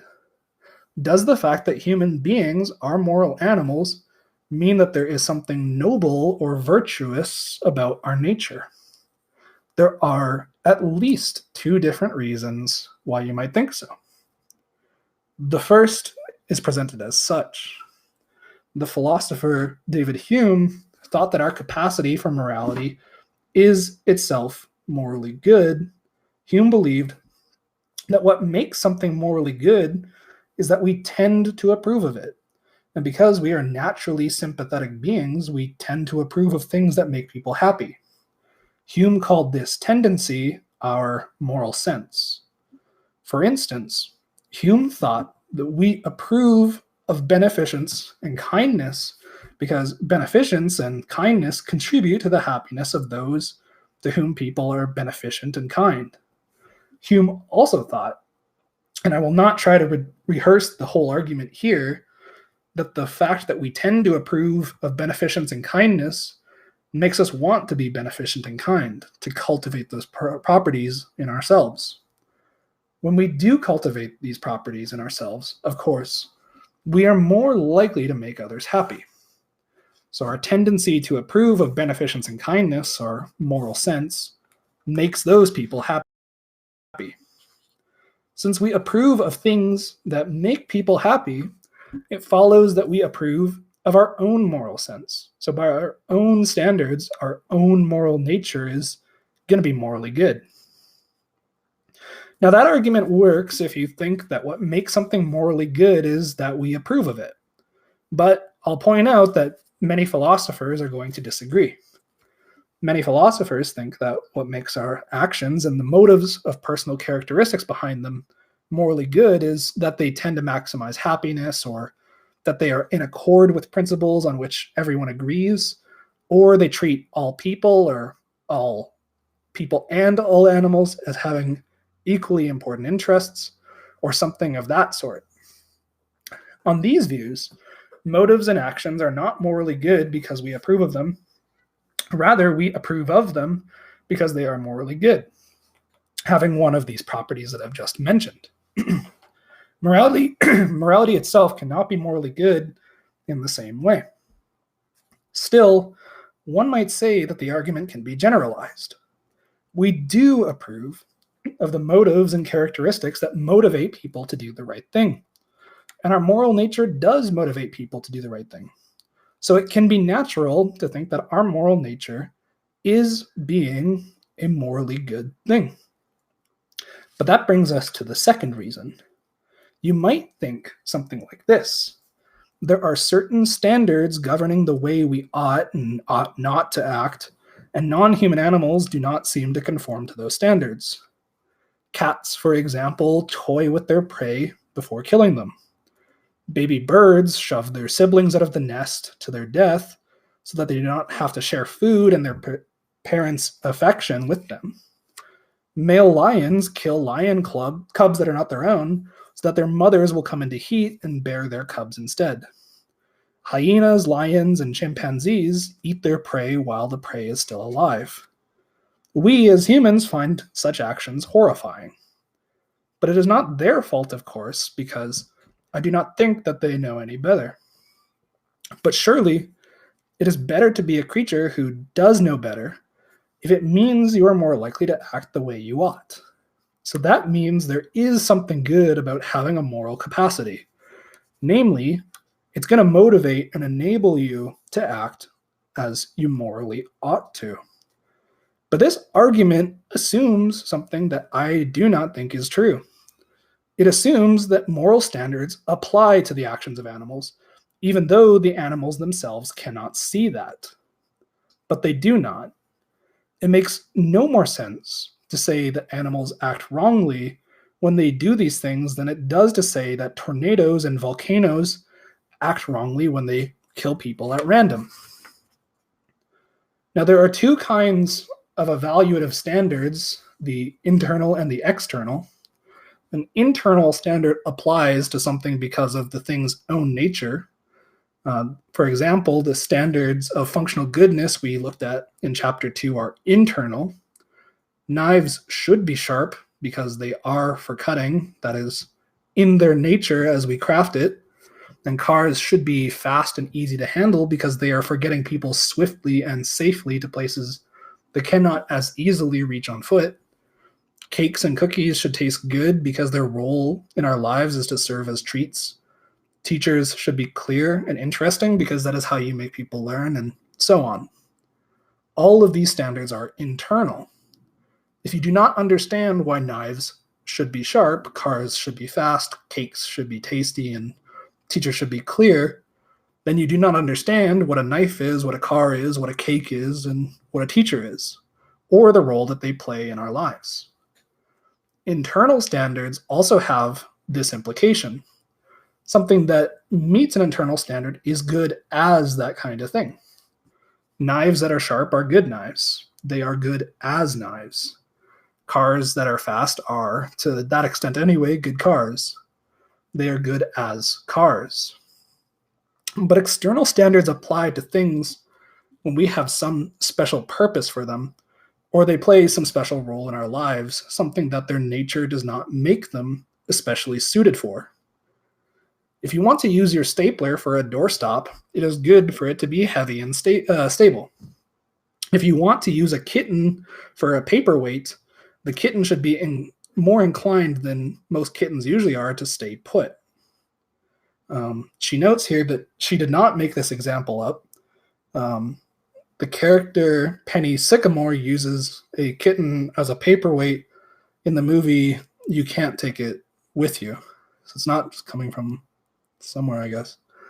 If you want to hide from the police in your laundry hamper, it is good if it is unusually tall. External standards do not have the good as implication. Kittens who are inclined to stay put are not especially good as kittens, and 6 feet high laundry hampers are not good as laundry hampers since it is difficult to reach inside of them. I believe that moral standards are internal standards of human action. To put the point at the most general level, it is the nature of human actions to be done for reason, so the standards defining what counts as a good reason apply to them in virtue of their nature. So if moral laws are laws of reason, moral standards apply to actions internally. A moral action is good as a rational action. But as we saw in chapter 3, many animal actions are not, in the same way at least, based on rational reasons. So moral standards do not apply to them internally. Now, this is not to say that animals cannot do the wrong thing or what they ought not to do. In chapter 2, I argued with Aristotle that we can regard animals as functional objects. When we do, we see their actions as having a function, to promote the animal's own good in the way that is characteristic of that animal.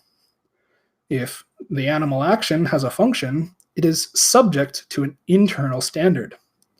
So when an animal does something that is contrary to her own good, perhaps because her instincts evolved to make her fit for a different environment than the one she lives in now, she's doing the wrong thing in a sense, although, of course, it is not her fault. But distasteful as it seems to us, cats who toy with mice, birds who push their siblings out of the nest, and lions who kill other lions' cubs are doing just what they ought to do. So, of course, in a sense, nothing stops us from applying moral standards to animal actions externally. But what would be our purpose in doing so? Apart, that is, from making us feel as if we were superior to the other animals. One creature, I think, is superior to another when there is some standard they are both supposed to meet, and the first creature meets it and the second one does not. Or the first one meets it to a greater extent than the second one does. John, who spends lots of time playing with his children, reading to them and helping them with their homework, is in a sense a better father than George, who pays very little attention to his children. But John is not a better father than Michael, who has no children at all. Notice also that it makes sense for John to set a high value on being a father as a role that enriches his life and gives it value, and that he can do this without thinking that he is superior to Michael. In the same way, we can set a high value on our moral nature as something that enriches our lives and gives them value without thinking that we are superior to the other animals. Our moral nature does not make us superior to the other animals because the standard it sets for us does not apply to them. It is just a way in which we and the other animals are different. But I will now turn to the capacities we have to a higher degree than the other animals. The first one I am going to focus on, for reasons that will become clear eventually, is intelligence. First, we ought ask, are human beings more intelligent than the other animals? Now, it seems pretty obvious, but I suppose one might quibble about the claim. One issue here is that intelligence is not really a single attribute, but is instead a cluster of what we might call cognitive abilities. For example, insight, memory, calculative ability, logic, diagnostic judgment, good judgment, creativity, and so on. Now, what a person has is some collection of these, and what an intelligent person has is a large collection, or one that works together well. But some of the other animals have at least some of these, for example, memory, to a greater extent than even people do.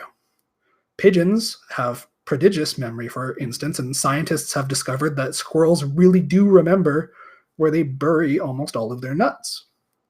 Still, it seems clear to us that as a species, Human beings have a set of cognitive skills that place us different from any other animal in terms of intellectual ability.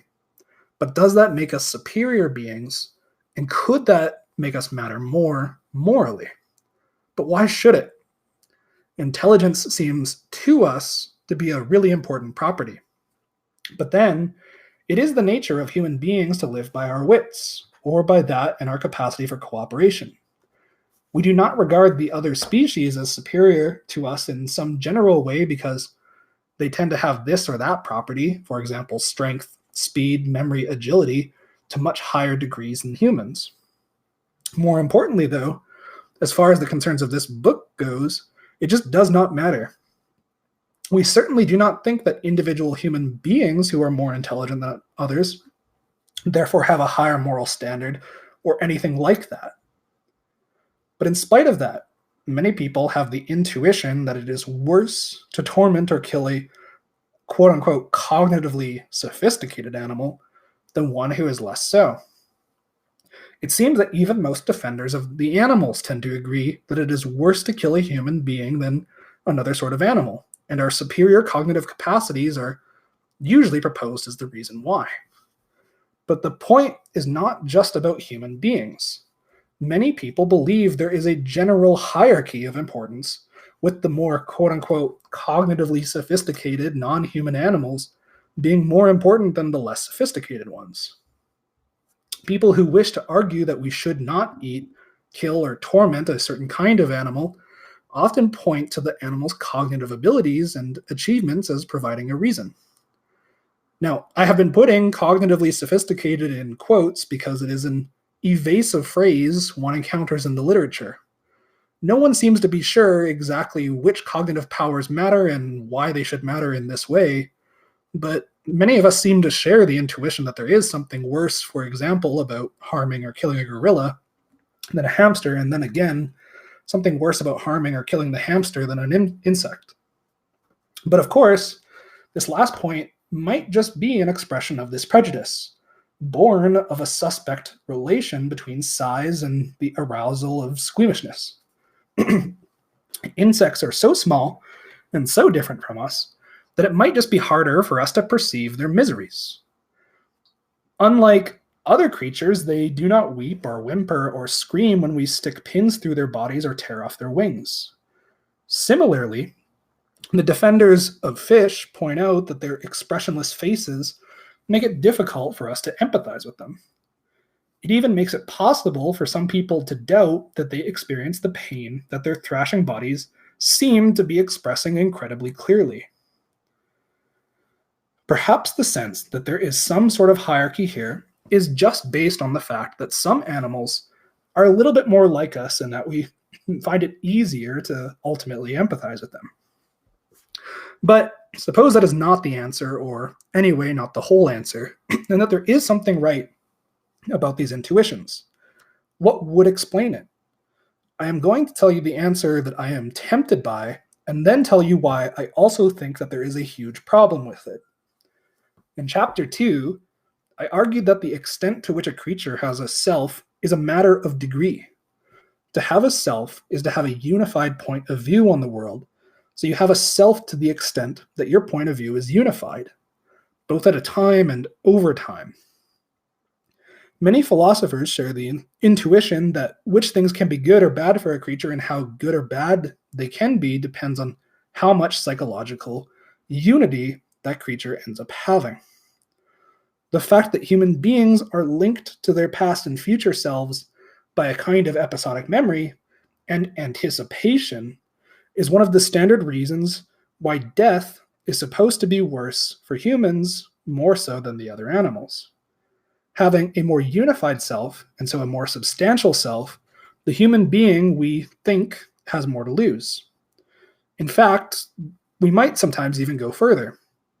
In Chapter 2 and 3, I argued that human beings play a more active role in the constitution of our own identities or selves than other animals might do. You might think that this piece of quote-unquote cognitive sophistication gives us a special sort of stake in ourselves. We are, as it were, our own creators, so we matter to ourselves in a special way. Or to take another example, if an animal really did have disconnected experiences, so that the badness or goodness of one of his experiences had no ramifications for the badness of or goodness of his other experiences, then perhaps the experiences themselves would be less good or less bad for that animal. For a more psychologically disconnected creature, the badness of being tormented once a week would be the intermittent badness of the experience. For a more psychologically connected creature, however, it would be the badness of being a creature who is constantly being tormented. Even if, by some standard, the amount of pain being meted out on each occasion is the same, it would be worse in their minds for the creature who is more connected. An isolated pain, neither resented nor remembered, ceases to trouble you the moment it is over. But for the more connected creature, the torments determine what his life is like, in the sense that the fact that he experienced them colors his outlook on the world. Now, of course, there are other ways in which the nature of your mind and the resulting character of your experiences can make pain either worse or less bad. Many people suppose that the fact that human beings have reflective capacities makes a difference of that kind. The fact that besides being aware of our suffering, we are aware that we are suffering can make it worse, I think. But the lack of reflection does not always make suffering less bad. In some cases, animals may suffer less because they do not reflect on the fact that they are suffering, and suffer in turn from that reflection. But in other cases, they may in fact suffer more because they do not know that it will be over in just a moment. And as many have pointed out, they cannot understand why they are suffering, and that it might be good for them, say, if they are undergoing a veterinary treatment. Animals cannot laugh at their pains, even though we do it all the time.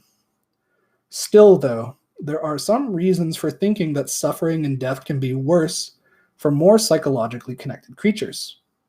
Some philosophers also think such comparative judgments can play a legitimate role in our practical thinking. Suppose, for instance, that for some reason you had to choose between killing a human being and killing a rabbit.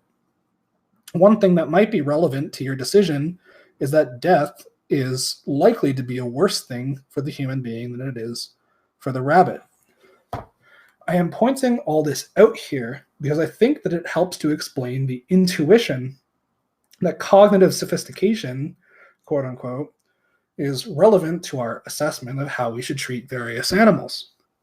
The point is that the kinds of properties that give some creatures more psychologically connected selves over time also tend to make those creatures more intelligent. Memory and the ability to modify your conception of the world through learning tend to unify your conception of the world over time, and so to unify you as the holder of that conception. But they also, by the same process, make you smarter. So the suggestion I am tempted by is that the cognitive differences that are relevant to the intuition that it is worse to harm more quote-unquote cognitively sophisticated animals are the ones that tend to give an animal a more unified, ongoing self. But if we did think this, here is how the confusion arises. Because there would be good reason to save the human being in preference to the rabbit, we would tend to think of the human being as more important than the rabbit. But that would not really be the reason. The reason would really be that death is worse for the human than it is for the rabbit. But it would seem as if we were treating the human as more important. Then, because the properties that give us good reason to save the human being in preference to the rabbit are also properties that make the human being more intelligent, we would be tempted to conclude that the reason why human beings are more important is that we are more intelligent. The trouble with that conclusion is that it is simply ridiculous. But it is not ridiculous to think that the psychological properties that make us and the higher quote-unquote animals more intelligent also make it possible for us and the quote-unquote higher animals to be more profoundly affected by certain goods and evils. In chapter 1, I argued that people are not more important than animals. That more generally, it makes little sense to say that some creatures are more important than others. Can we accept the argument I have just proposed without conceding that some creatures are more important than others at all? I believe that we can. As I noted in chapter 1, one way to put the response would be to say that you are treating two creatures as equally important, so long as you think it is equally important that each of them gets the things that are important to her. What the argument we have just looked at suggests that it is not that the rabbit's death matters less than the human beings, because the rabbit is absolutely less important than the human, but that the rabbit's death matters less because it matters less to the rabbit herself than the humans does to him. The argument is supposed to show that what can be important to an animal herself varies with the extent to which she has a self, which in turn depends on the level of so-called cognitive sophistication. But I said before that I was going to present an argument I am tempted by, and then explain why I think that there is a problem with it. Now, I have just described the argument I am tempted by, so let's move on to the problem. My view is not exactly that people and animals are equally important, as, say, Singer might put it. My view is that it makes almost no sense to rank creatures in a hierarchy of importance, because creatures are the entities to whom things are important.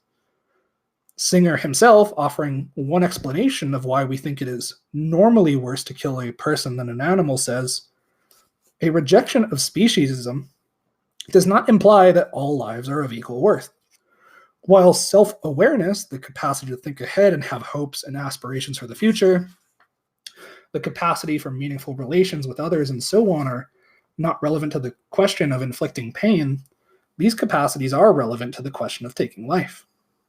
It is not arbitrary to hold that the life of a self-aware being capable of abstract thought, of planning for the future, of complex acts of communication, and so on, is more valuable than the life of a being who does not have these capacities. But if, as I argue, everything that is good must be good for someone, we have to ask, for whom is the life with these capacities more valuable? I have been arguing that the human life is more valuable to the human being than the rabbit's life is to the rabbit. But when you think about it, you will realize that the fact that untimely death will be a greater loss to the human than to the rabbit, even if it is a fact, need be of no importance whatsoever to the rabbit. The problem I pointed out in chapter 1 still stands. The human being's life is not more important from the rabbit's point of view. Nothing can make the human being's life absolutely more important than the rabbit, unless the human being's life is also more important than the rabbit's life from the rabbit's point of view. But let me try to clarify the point I'm trying to get at by putting it in a slightly different way. In moral philosophy, especially since Kant, we often saying that human beings, or rational beings, or sentient beings, or whatever, have an inherent or an intrinsic value. But it is important to make a distinction. In chapter 3, I discussed the fact that human beings, as rational beings, have an evaluative self-conception.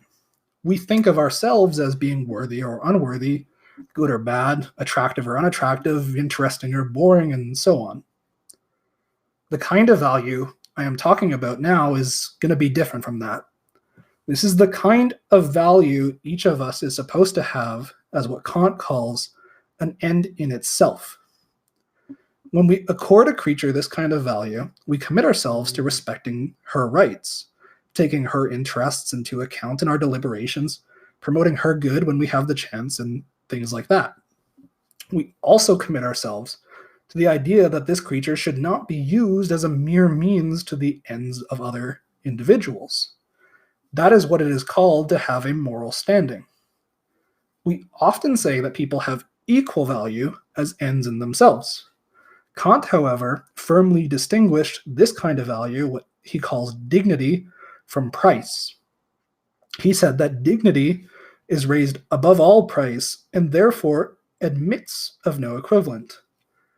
On that showing, the value we have as ends in ourselves is not so much equal as it is in fact incomparable. I'm going to explain now why I think that this matters. When we think of a creature as an end in itself, as having moral standing, we think of the creature herself as having some kind of value. We also sometimes speak of lives as having value. We do not always distinguish these two things carefully. After a catastrophe, we might say so many lives were lost, rather than so many people lost their lives. The second formulation makes a distinction that the first formulation blurs over.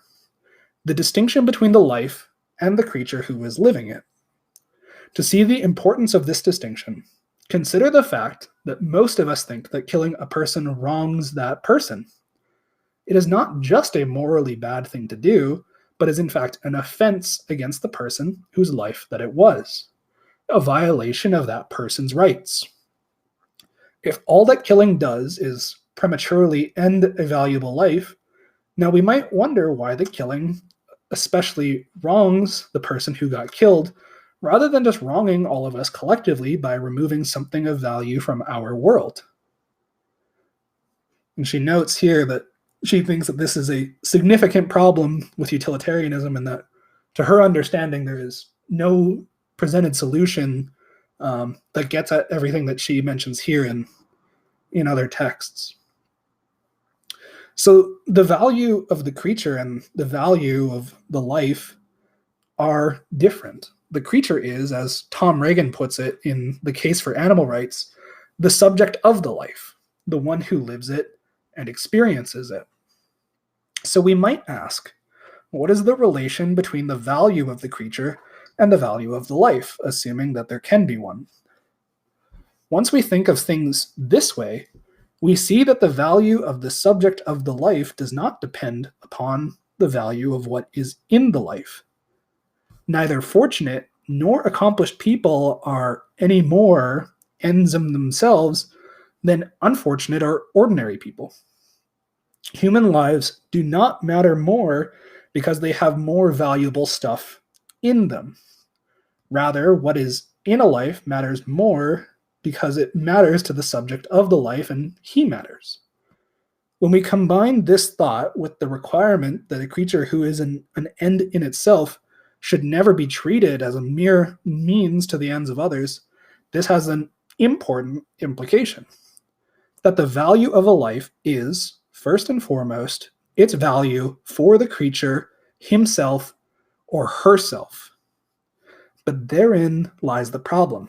For even if the rabbit's life is not as important to her as yours might be to you, nevertheless, for her, it contains absolutely everything of value, all that can ever be, good or bad for her, except possibly, I think, the lives of her offspring.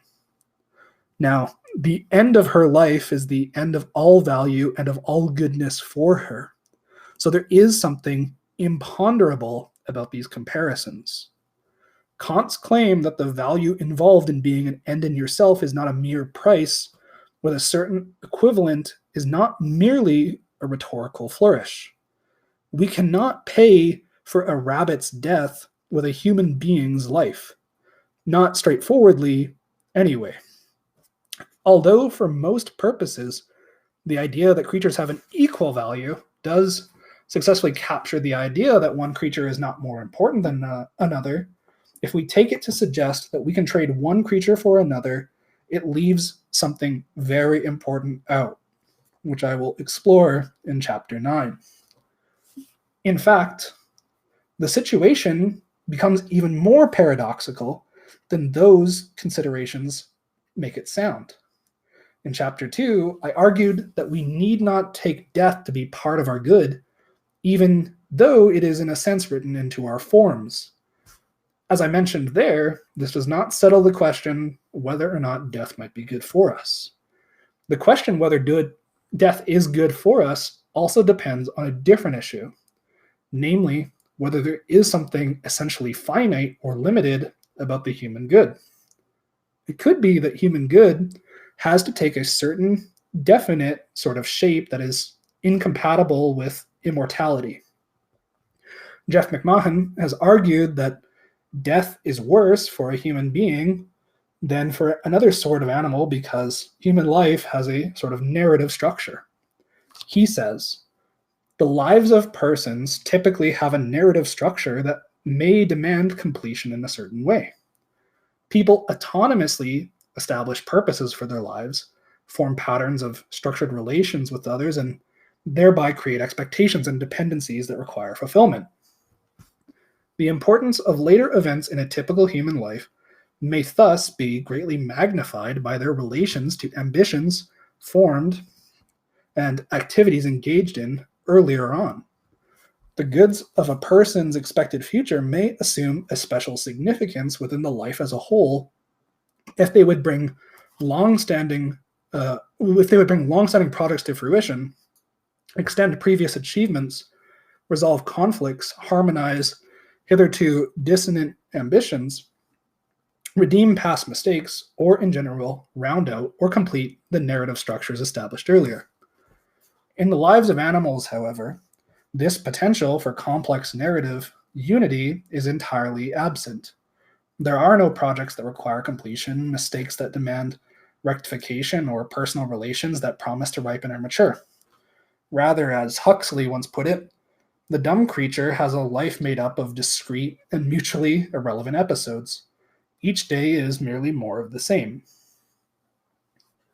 But of course, the reflection that human life has a narrative structure could lead us to the opposite conclusion, for a narrative structure requires a beginning, a middle, and an end. McMahon says it himself. Things that are narratively structured demand completion. We would need to know much more to make this argument. Why human good depends on life having a narrative structure and why a narrative structure requires a completion. But if something like this is only true for human life, as McMahon presupposes, then it is possible that death is good for us, or any way necessary to our good, in a way that it is not for other animals. For we can also turn the other part of McMahon's observation upside down. It might seem, for instance, as if a non-human female mammal could find such joy as she is capable of in raising a litter of cubs or pups every year for all eternity, though most of them are doomed to die and probably to be forgotten, even by their mother. Here is another consideration along the same lines. In Chapter 3, I endorsed Marx's contention that human beings are characterized by their consideration of their own species. We think of ourselves as a member of a species and think of our own lives as part of the history of that species. We see humanity as engaged in a sort of collective project, and may set our own lives as contributions to that project. Especially when this feature of our nature is combined with our moral nature, one of the implications of this is that for human beings, there are some things that are worth dying for. We are prepared to die for the sake of justice or freedom, or to risk death in the exploration of unknown spaces. Because we see ourselves as participating in the larger common life of our species, there can also be some compensation for death in the thought that you have left a legacy. You may have made an important discovery, produced a work of art or literature, set a wrong right, passed on your skill or knowledge to the next generation, or just contributed in a positive way to the ongoing life of humanity. None of these compensations, except possibly contributing to the welfare of offspring, is available by their view to the other animals. For them, death is more absolutely the end than it is for us. So because of the narrative structure of human life, death may be good for us in a way that it cannot be for the other animals, and because our lives are contributions to the ongoing life of human species, death, in fact, might be less bad for humans than it is for them. But I have now been considering the idea that death and pain might be worse for creatures with more psychologically connected and substantial selves. The passage I quoted from Singer gives a different reason why the death of a human might be worse than the death of another animal. In it, he says, "It is not arbitrary to hold that the life of a self-aware, capable of abstract thought, of planning for the future, of complex acts of communication, and so on, is more valuable than the life of a being without these capacities. If we suppose that this means, or anyway that it ought mean, more valuable to the creature who has these capacities, it brings us to another question. Are human beings better off than other animals? Is a human being a better thing to be in the sense of better for the human being himself than it is to be another kind of creature?" Mill famously claimed that it is better to be a human being dissatisfied than a pig who is satisfied. Mill believed this because he believed that human beings have access to what he called the higher pleasures, and that this is in fact a good thing for us. The pleasure of reading poetry, for example, is higher than the pleasure of eating a bowl of chips. The higher pleasures, Mill thought, are always preferred by those who have experience of them. It is only those who lack the experience, the training, the cultivation to appreciate the objects of the higher pleasures who prefer the lower ones. In fact, Mill believed that the higher pleasures are so much better than the lower ones that it is worth having the capacities that give us access to them, even if having those capacities also makes us subject to greater dissatisfaction. Mill says, for example, few human creatures would consent to be changed into any of the lower animals for a promise of the fullest allowance of such a beast's pleasures. No intelligent person would consent to be a fool. No instructed person would consent to be an ignoramus. No person of feeling and conscience would be selfish and base, even though they should be persuaded that the fool, the dunce, or the rascal is better satisfied with his lot than they are with theirs. Now, Mill argues that because human beings are also animals, we have experienced the kinds of pleasures that the other animals are capable of. We are familiar with the pleasures of eating, drinking, sex, physical activity, and of affection. But only human beings are familiar with the pleasures of music and poetry and art and literature, scientific discovery, intellectual understanding, and ultimately of moral goodness. The fact that we would never choose to be another sort of animal shows that these things must be better in some way, especially because the capacity for them also brings with it the capacity for certain specifically human dissatisfactions. And yet, we prefer them even though they bring those dissatisfactions in their wake. But we may ask, for whom are the higher pleasures better?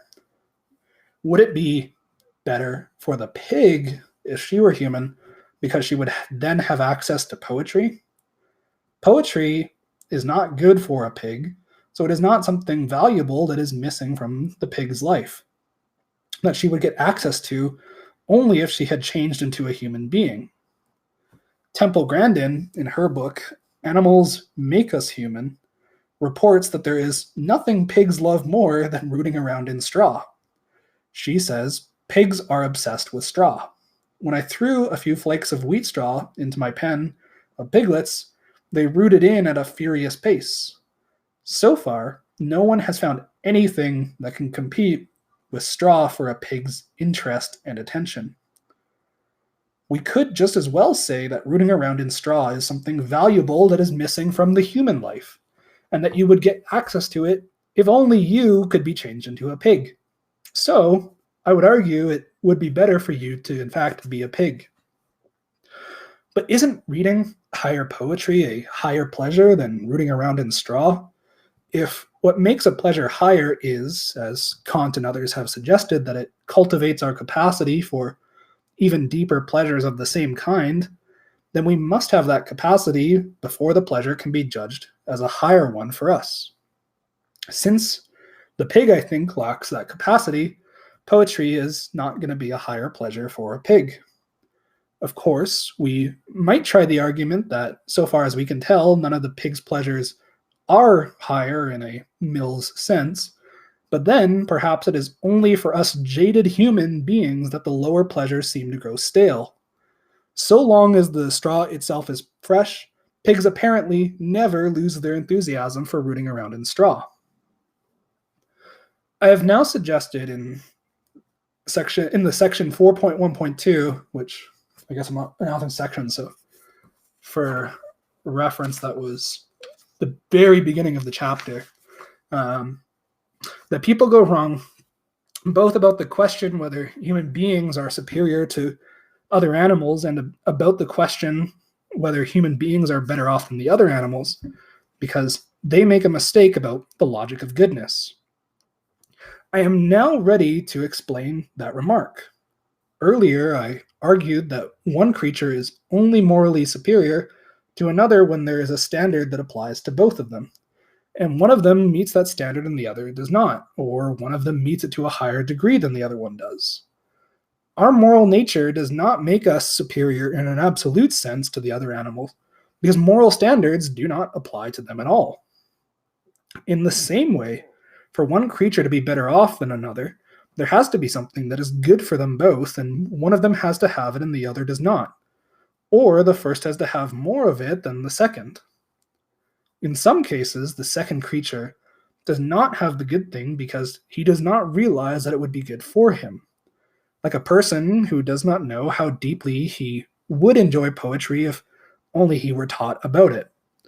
But one creature cannot be better off than another simply because different things are actually good for them. Mill's error, I think, was to confuse those two cases. Now, of course, human beings can be better off than other animals in terms of having better access to goods that we and the other animals share. Human beings, at least in various parts of the world, eat more regularly, have more reliable shelter from the elements, do not have to worry about getting eaten, have access to medical care, and nowadays have much lower rates of infant mortality than the other animals do. These are things that are good for all animals, and we have more of them. But this is just the opposite of what Mill thought. He thought that we are better off because of the things that are good only for us, not because we have better access to the things that are good for both people and animals. Where there are no shared capacities or standards, I think that these ideas make no sense. There is another way to put the point that I have been making. There are two possible views about the good. In the final sense of the good, the sense that means something roughly like desirable, one is that what is good for you is relative to your nature, your capacities, and the other is that it is not. In the case of things that are good for you in a more humble sense of good for, namely that they are healthy, the first view seems much more obvious. Vegetables are good for you, but they're not good for your cat, who is an obligate carnivore.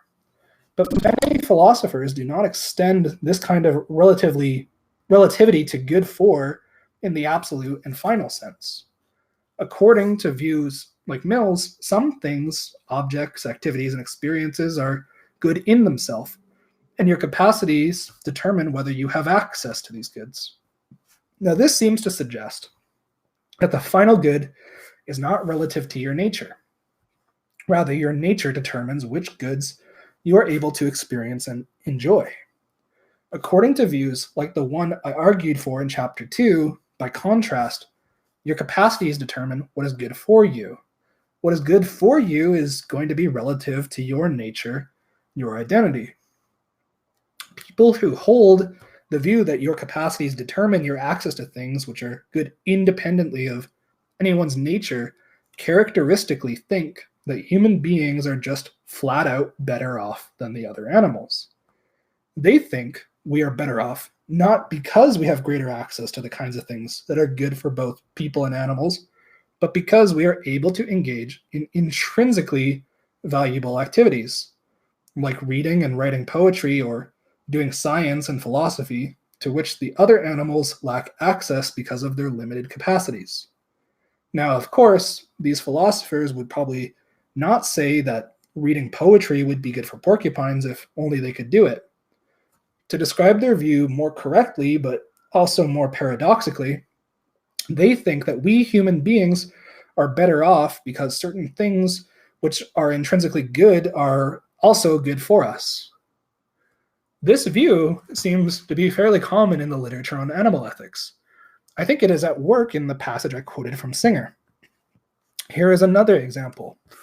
Describing the view that what is wrong with death and therefore with killing is that the victim is harmed by the loss, Jeff McMahon says approvingly that the harm-based account has certain virtues. For example, it offers a credible explanation not only of why the killing of persons is in general more seriously wrong than the killing of other animals, but also of why the killing of other animals of certain types is generally more objectionable than the killing of animals of certain other types.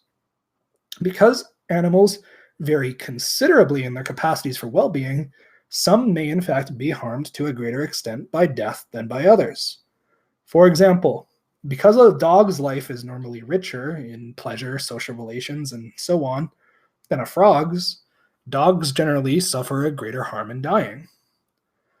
McMahon seems to think that it's better to be a dog than to be a frog. But better for whom? Would it be better for the frog if he could enjoy richer social relations?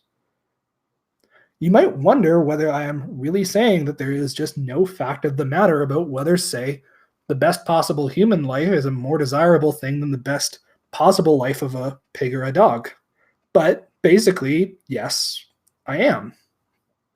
If everything that is good must be good for someone, until we ask better for whom, the question, which life is better, is not a well-framed question. Does it then follow that there is no way, or any way, how, no self-interested way, to decide the question whether you would prefer to be a human being or a dog?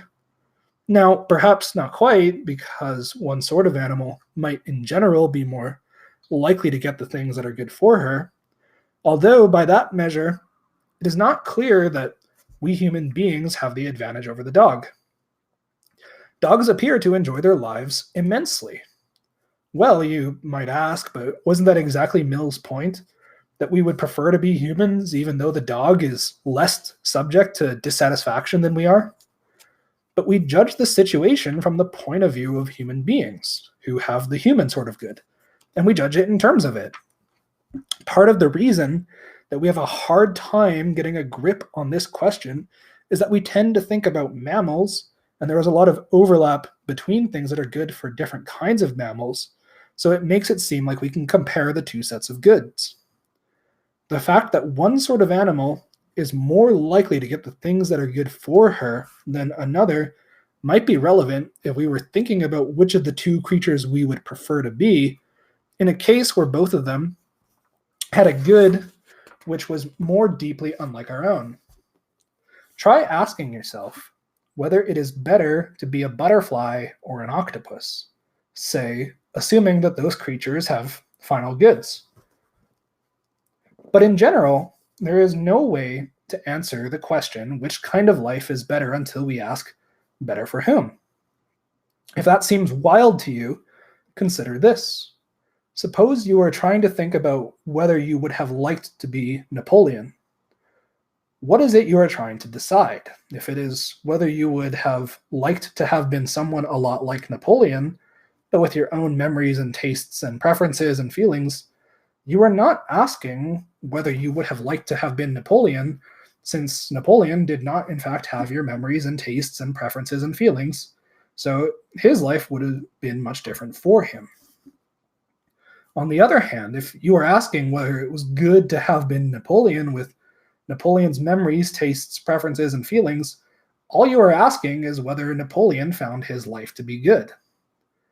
So if you are asking whether you would like to be a dog, but with your memories, tastes, preferences, and feelings, the answer for many people will be no. But you would miss your human pleasures and probably dislike eating kibble. If you are, however, asking whether the dog finds his life good, the answer is assuredly yes. As I have already noted, dogs very much appear to be quite enthusiastic about their lives. There is one kind of case in which I think it does makes some sense to say it would be better to be someone for whom something different is good. Earlier, I considered the case of someone who does not enjoy poetry because he has not been taught how to appreciate it. In a way, poetry is not good for him, and he would be better off if it were. But that is still because of something about him, something that is relative to his nature. He's a human being, and he has the capacity to derive satisfaction and ultimately inspiration from a great poem. Most cases in which we urge someone that he would be better off if he changed his individual tendencies are like this. When we tell someone he would be happier and better off if he developed more of his interests or thought more about the good of other people around him, we are urging him not so much to change his nature or to perfect it or to overcome some defect in it. He has the capacities that make this sort of thing good. But now consider a person who cannot appreciate poetry or enjoy some other specifically human pleasure of the sort Mill thought, not merely because he has not learned how to, but because he might be disabled in some way or damaged that makes that impossible. For example, maybe he cannot enjoy music because he is deaf, or painting because he is blind, or higher learning because he is mentally deficient. Music or painting or higher learning is not good for him given his nature, nor could it be. Now, I am aware, of course, that there are those who claim that these are not disabilities or that they are only disabilities relative to social conditions that we fix. Certainly, the concept of a disability has fuzzy edges.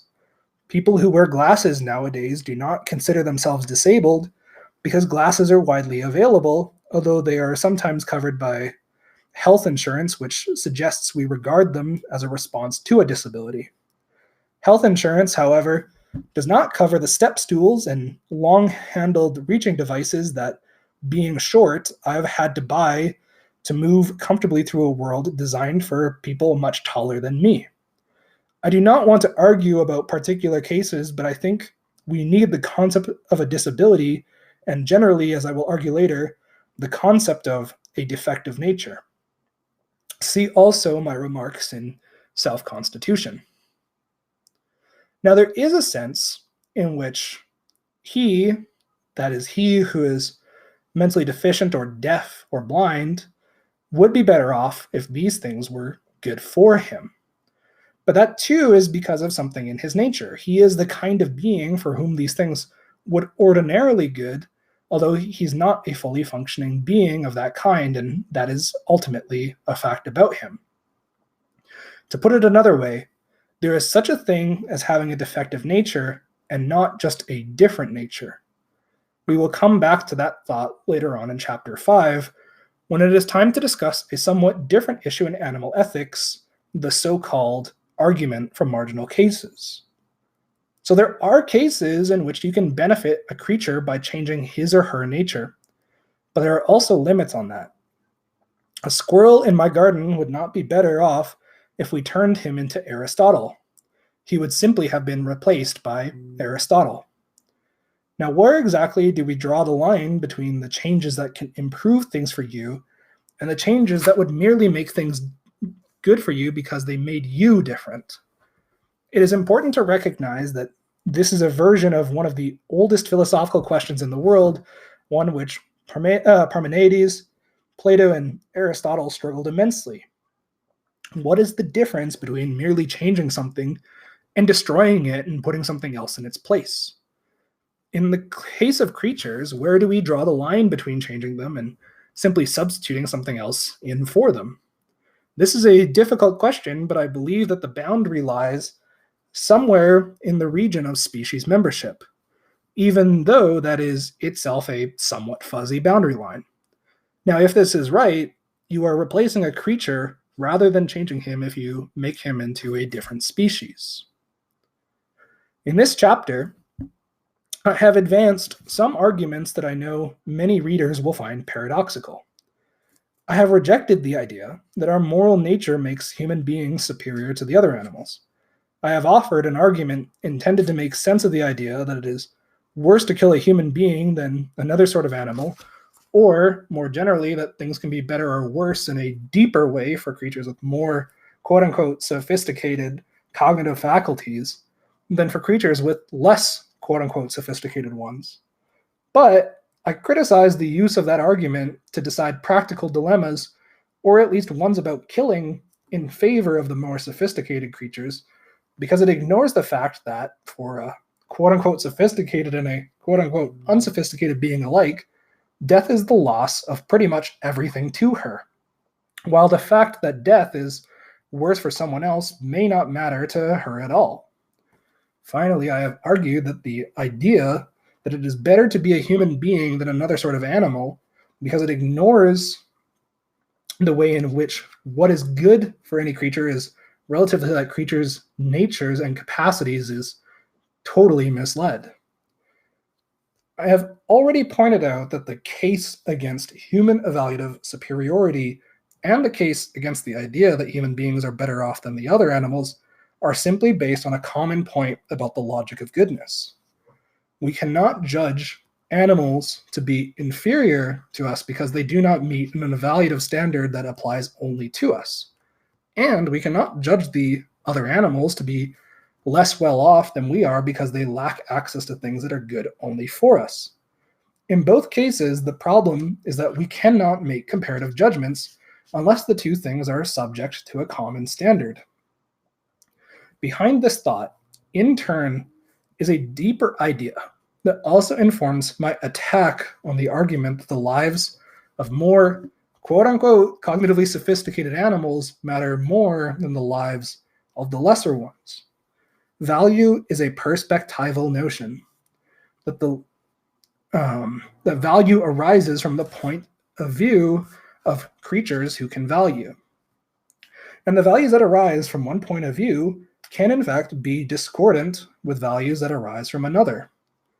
There may be a way in which it is true that a more sophisticated creature loses more by death, but there is also a way in which both the sophisticated creature and the unsophisticated one lose everything. In fact, we can see ethical life as an attempt to bring some unity or harmony into our various evaluative perspectives by choosing those ends that are good for all of us. If we view ethical life in this way, it is not surprising that things become more difficult when we try to take the other animals into account about our actions, as I'll explore in chapters 8 and then in 12. Next, in part 2, I am going to argue that the idea of constructing a good that we can share is at the center of Kantian ethics. That is one way to think about the Kantian project of creating the kingdom of ends. I believe that this can help us to understand both why Kant thought that only rational beings can have moral standing, and also, ultimately, why he was wrong.